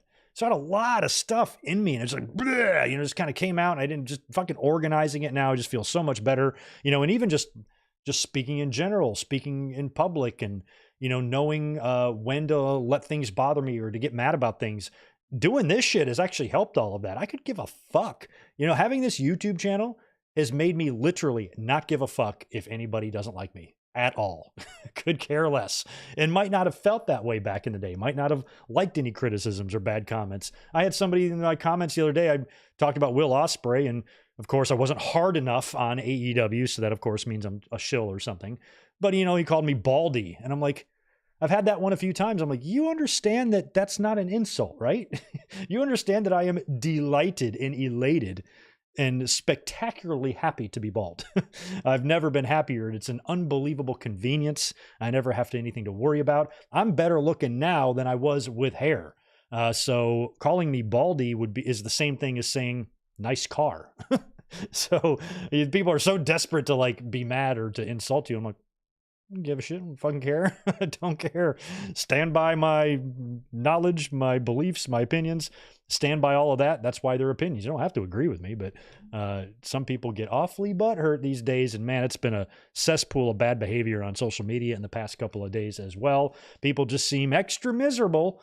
And to see anybody else out there in life that's happy or doing good in their life or succeeding means that needs to be immediately torn down in their minds.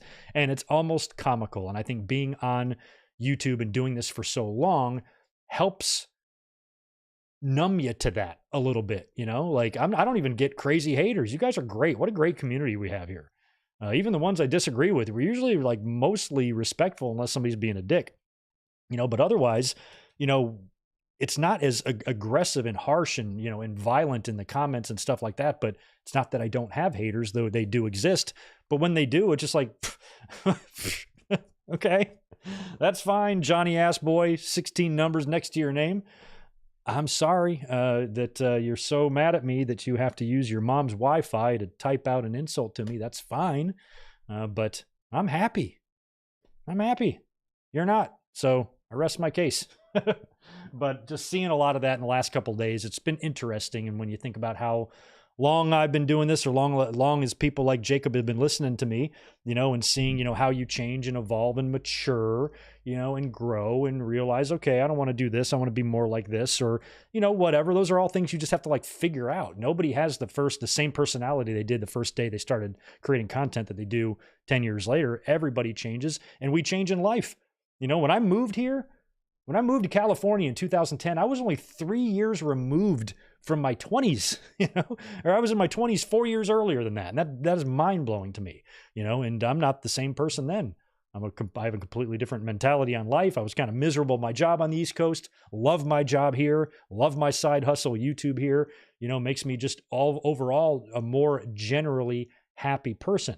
Had I not moved here to the West Coast, stayed on the East Coast, working for a boss I hated, stressed out all the time, and then tried to be a content creator, you'd probably hear a lot of bitching from me.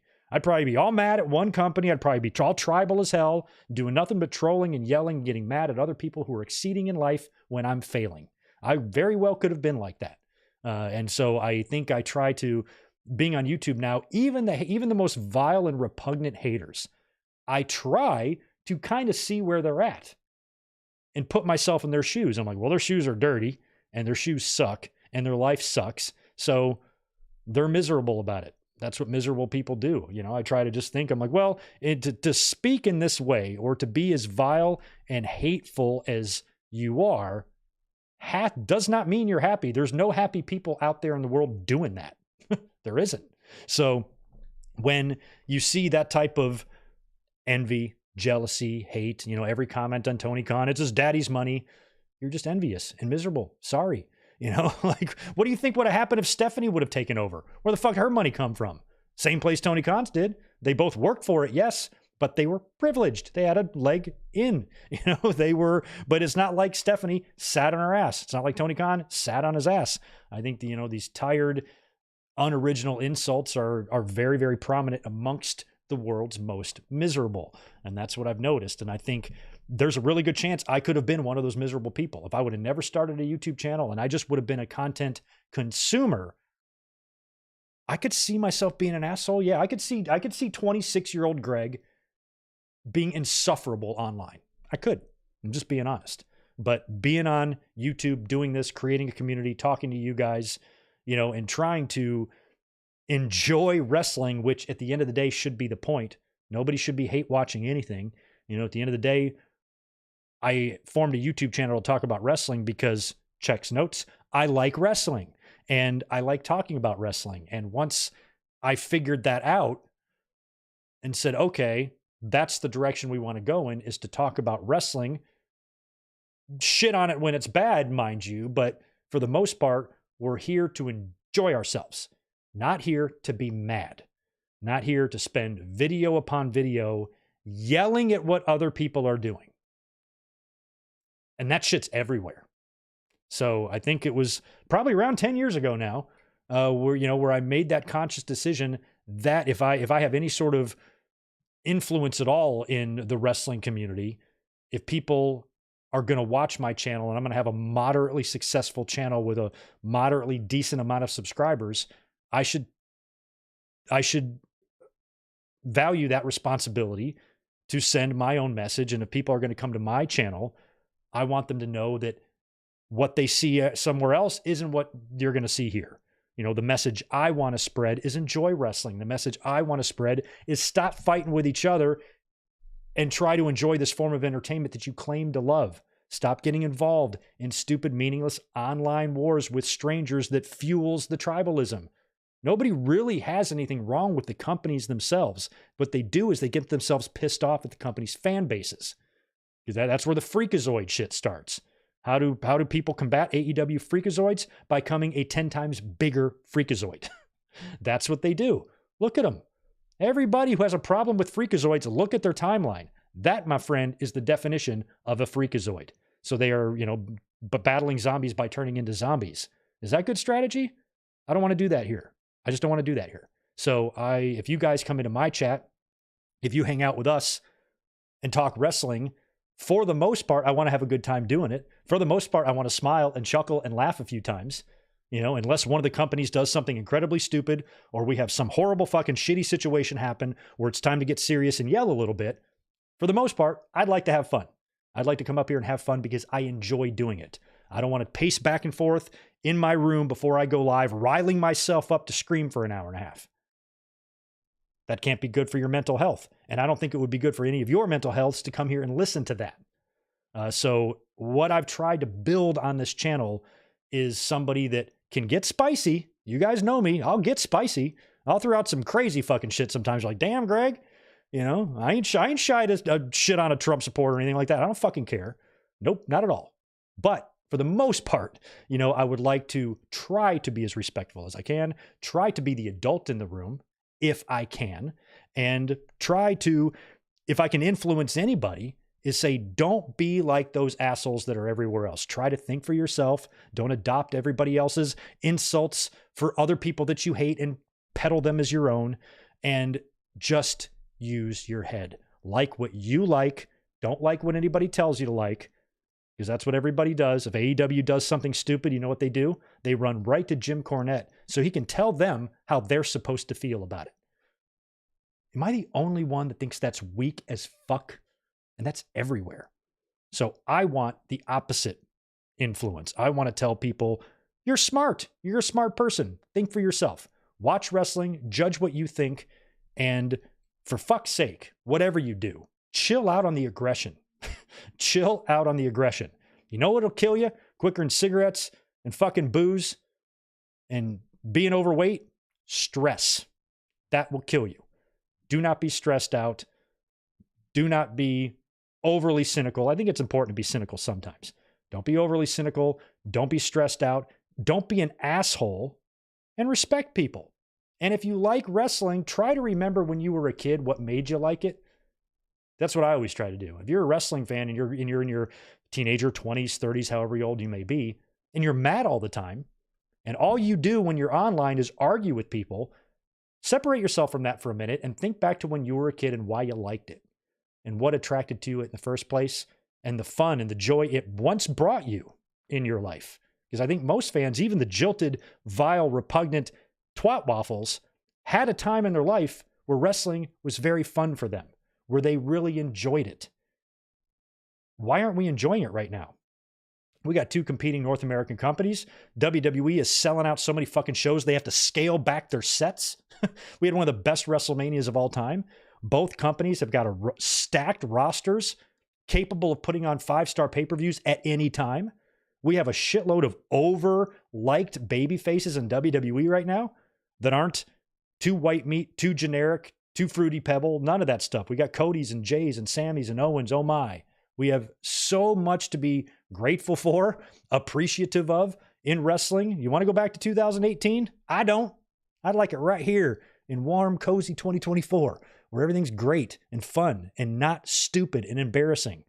And when I see people like, let's call somebody else out, let's call it Eric Bischoff, who spent the entire WrestleMania week that just had tons of interesting things, lots of anticipation, lots of speculation, lots of enthusiasm going into the 40th WrestleMania with Rock and Roman and Cody and all this stuff. Motherfucker spent the entire week tweeting at Tony Khan or Dave Meltzer or AEW or whatever else, sitting there in buttfuck Wyoming, pushing 70 years old. This type of behavior should be way beneath someone like Eric Bischoff.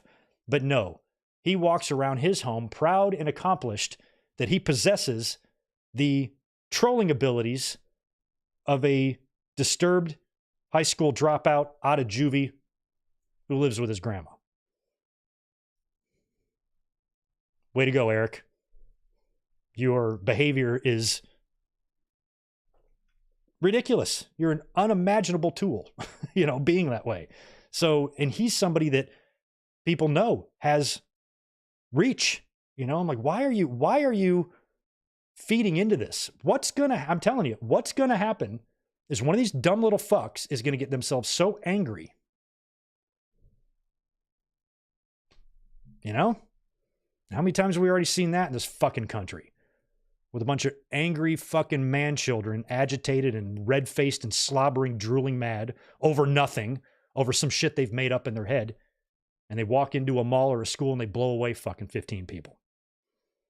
I think it's irresponsible for the Cornettes and the Bischoffs of the world who feed already disturbed and mentally unstable people who are already super miserable, super unhappy, and potentially dangerous. And what do? They feed them. It's like they feed them more hate and they just fucking gobble it up. And I'm telling you, one of these pieces of shit is going to go crazy at some point. It's going to happen. And I think that if I was in a position like that, where I had the reach of a Cornette or a Bischoff, I would be a little bit more responsible, knowing that you have an entire community incapable of their own thoughts and who need others to tell them how to behave, how to think, how to feel. That's how all these shooters are fucking born, man. So I just think that just feeding into hate and what's becoming very, very vile hate. Will Ospreay revealed on AEW that he has autism and went through I think ADHD or dyslexia. That's what it was. Just people trolled him. People trolled him. Made fun of his condition. Call him the R word. Yeah. That's vile. But you think about the type of person that would say that. Go to their page. Go to their Twitter profiles. Here's what you're going to see. AEW hardcam pics, yelling at Tony Khan for getting his money from his dad, yelling at libtards, probably some Trump shit all over the place, and very, very anti-gay, anti-anything. And it's like every single one of them are like that. And I'm like, why are you like that? Why does the hate exist so heavily? I mean, hate's everywhere, but my God, why is it that specific kind of hate? The people that target, or I lost my father, I'm glad he's dead. Those type of people. Go to their timelines. It usually says Christian in their bio. Shit's everywhere. So in the 14 years that Jacob's been watching and that we've been doing this, the things that I've learned on that journey through here is that if I have any sort of influence on anybody, nobody should listen to me and use my opinions as your own. I very, very much encourage everyone to think for themselves. But if I do have any influence on anybody, I want to try to push the message of don't be a dick. It gets you nowhere. It gets, there's no successful business to be found in that end of the pool, unless you're a Cornette or a Bischoff. But if you're an everyday Joe Blow and you want to create a YouTube channel where you do nothing but hate on AEW, you're not going to find anything but misery there. Or hate on anything for that matter. Fuck AEW. You can do the opposite, because the first thing people are going to tell me, it's the same on the other side too. Yeah, I know. I'm not a fucking idiot. I know that. I was like, but the problem is you see it so loud that you no longer become like the better option. They do it on the other side. The freakazoids are crazy. I'm like, well, you're out freakazoiding them in my mind. Sure, they're all crazy. They're all nuts. They need a good fucking slap in the face, but you're combating that by being worse than them. What sense does that make? By being a bigger ass bag? All you're doing is just contributing to the idiot black hole. And I feel like people that listen to this channel or watch that channel, we got to be smarter than that. We do. We just cannot engage in that nonsense. I'm here just talking by myself. I don't have a co-host, so I'll go off on tangents or I'll go off on a rant, or I might be in rare form one night or something like that. But for the most part, I'm not going to be a fucking ass bag, man. And I'm certainly not going to insult and shit on good people, make shit up in my head, decide something is true in my head, and then just saying it out there and coming to all of these assumptions and conclusions, all based on nothing but 100% pure, unadulterated hate. And that's all that's out there.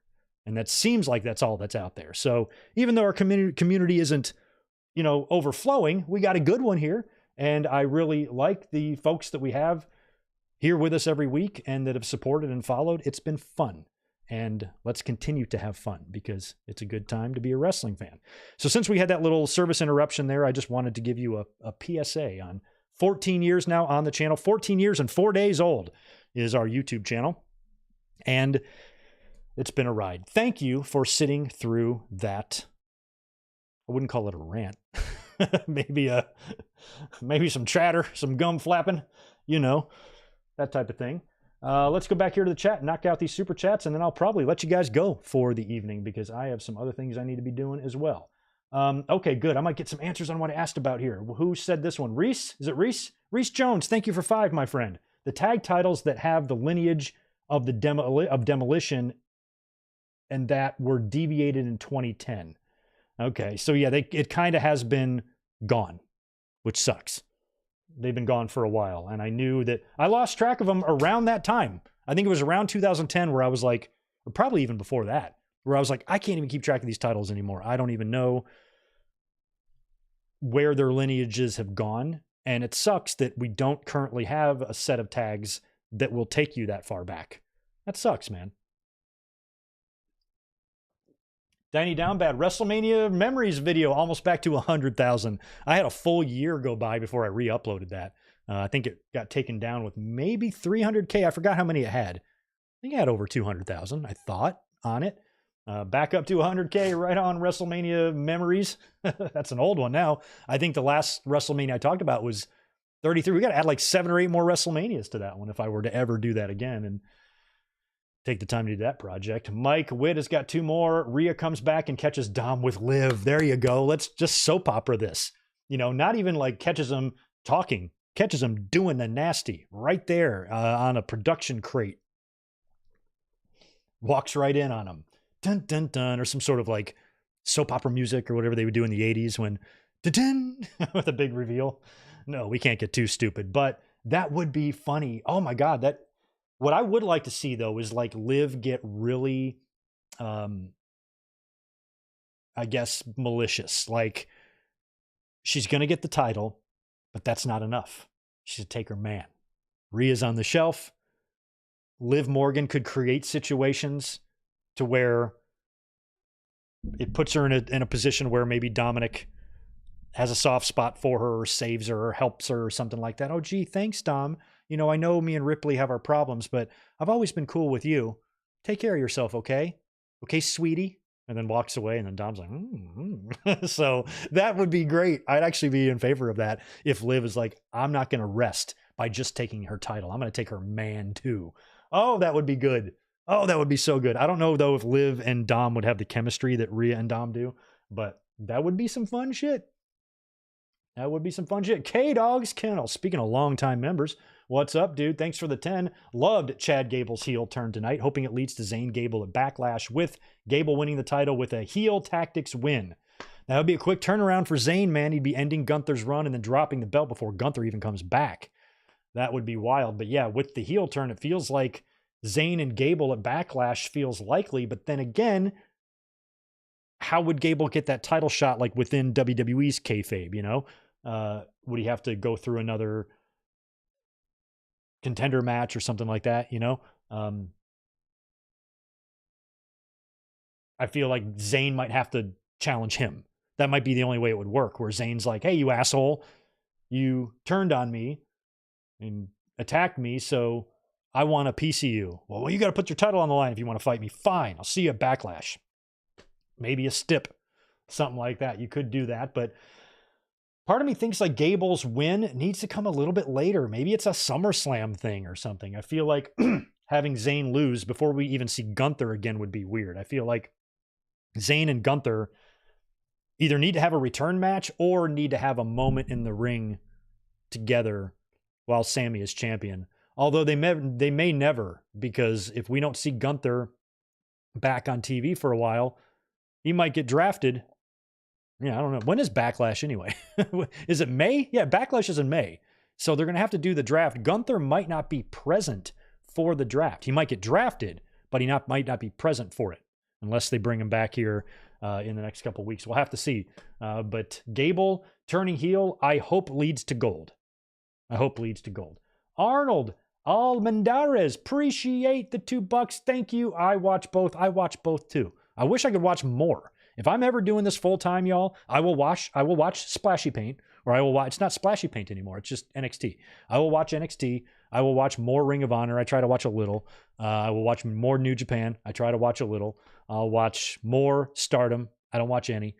So I will improve on that if we can ever do this full time. But right now, AEW, WWE is about all I have time for in my life. And I do like them both, believe it or not. And I'm a shill for both. So fuck you, trolls. Mike Witt, thanks for the $2. You pick on me for liking Greg Gagne. Yeah, I know. I don't know why you like him. He fucking sucks, man. Greg Gagne. He's a legend in Mike Witt's world, though. No, I don't hate Greg Gagne. Okay, maybe I do a little.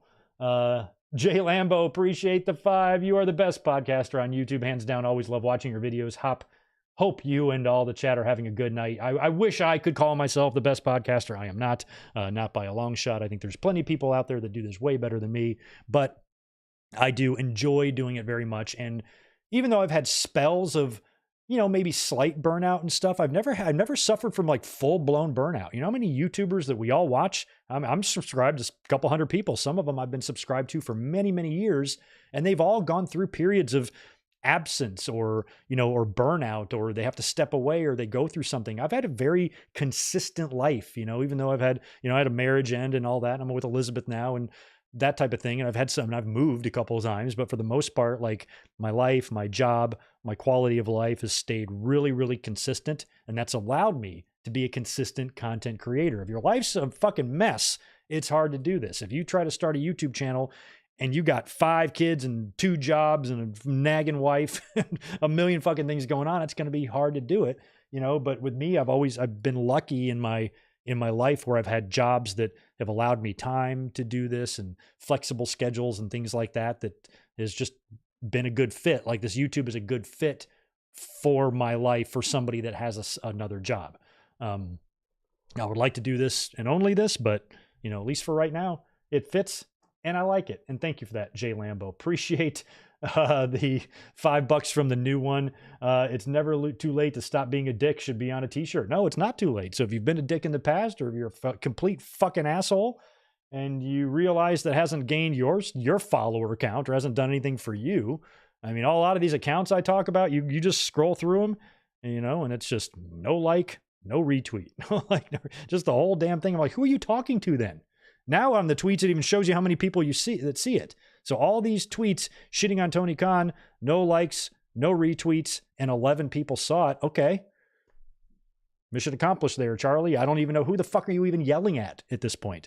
And there's so much of that just yelling out literally into a void. I'm like, why are you yelling? Nobody's even hearing you. It's like going in the forest and just airing out your grievances.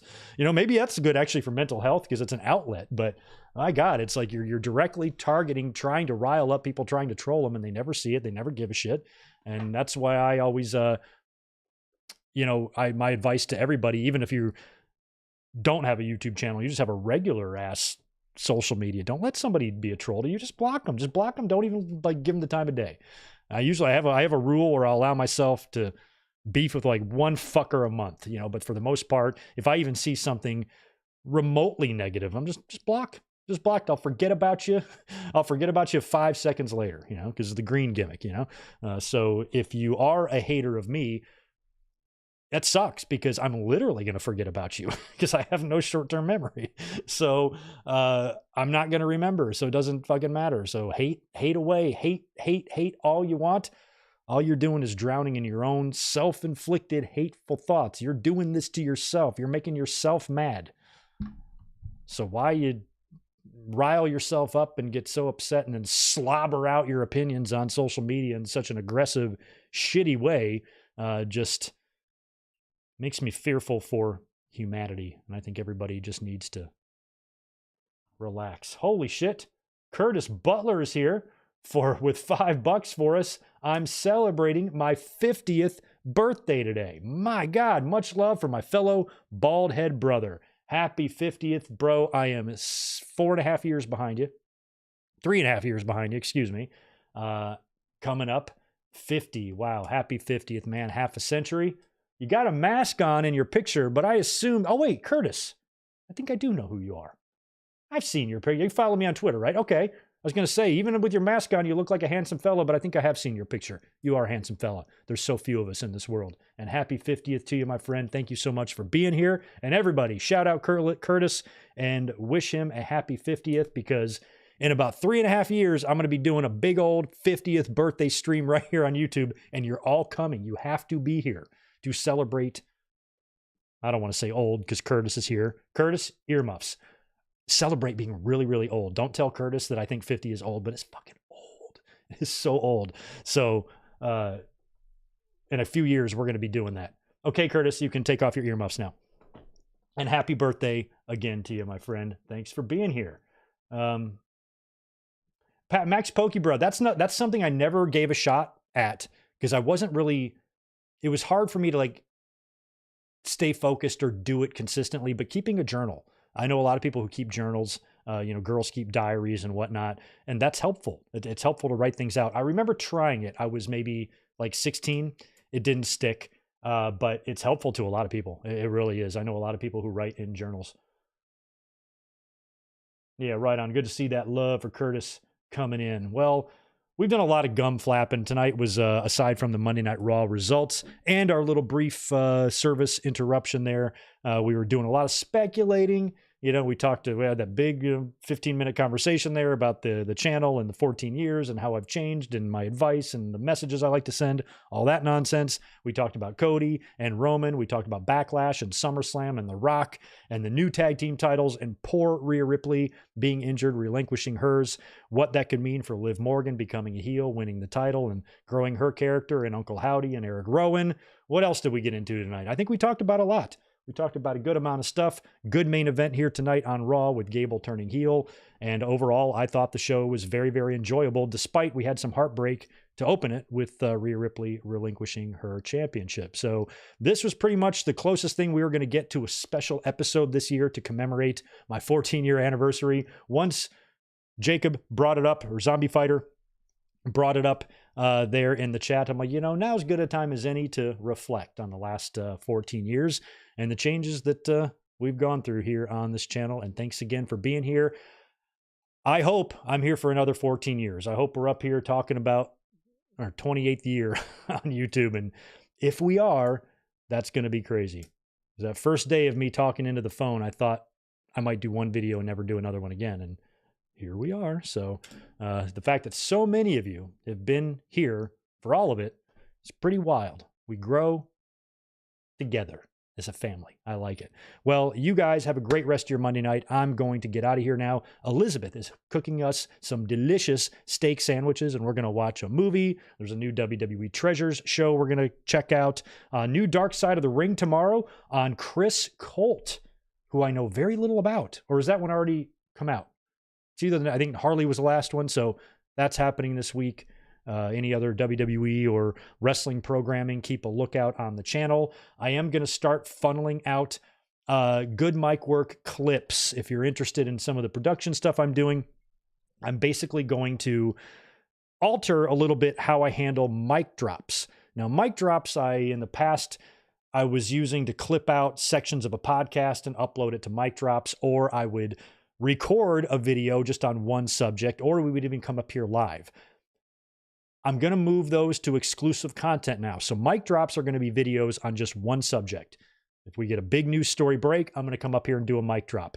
Or if it's a moderate story, I might record a mic drop. But mic drops are going to be just for exclusive. You're no longer going to see mic drops that are consisting of footage taken from other podcasts. That's now going to be Good Mic Work Clips. I'm just going to slap a big, ugly Good Mic Work Clips logo, and crop out a portion of the podcast and upload it like I did for the Will Ospreay one. I was previously doing that on the second channel, but, I really just want to just keep content flowing in here to try to grow our subscribers, because our numbers have been great lately, but our subscribers are not moving at all. So I want that to, try to pick up. So kind of changing things like that. I kind of redesigned mic drops. They look a lot better now. I can't wait to do my first one.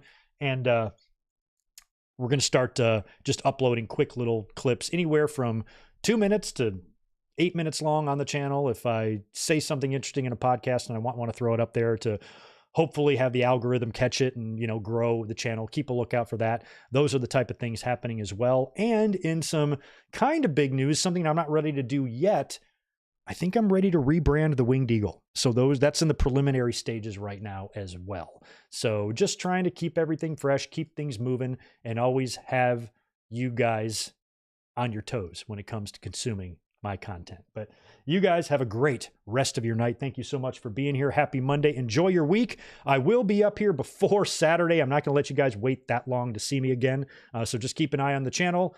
You'll have something pop up during this week, and we might be up here maybe to talk about Dynamite if we get any big stories dropped there, although I don't think we do because it's the Go Home Dynasty show. Incidentally, this coming Sunday, we're going to be doing a Dynasty watch-along, so I'll get up a link for that. We might have a different podcast day too. I got to organize my week of work and content. So keep a lookout. That's why you always got to subscribe to me, just in case I give you a funky week, and this might be one of those weeks. So thanks again for the 100th time for being here. Appreciate you listening to me talk and flap my gums and be an idiot. And I hope you have an excellent rest of your night. I will catch you guys in just a couple of days. Have a good one. Peace.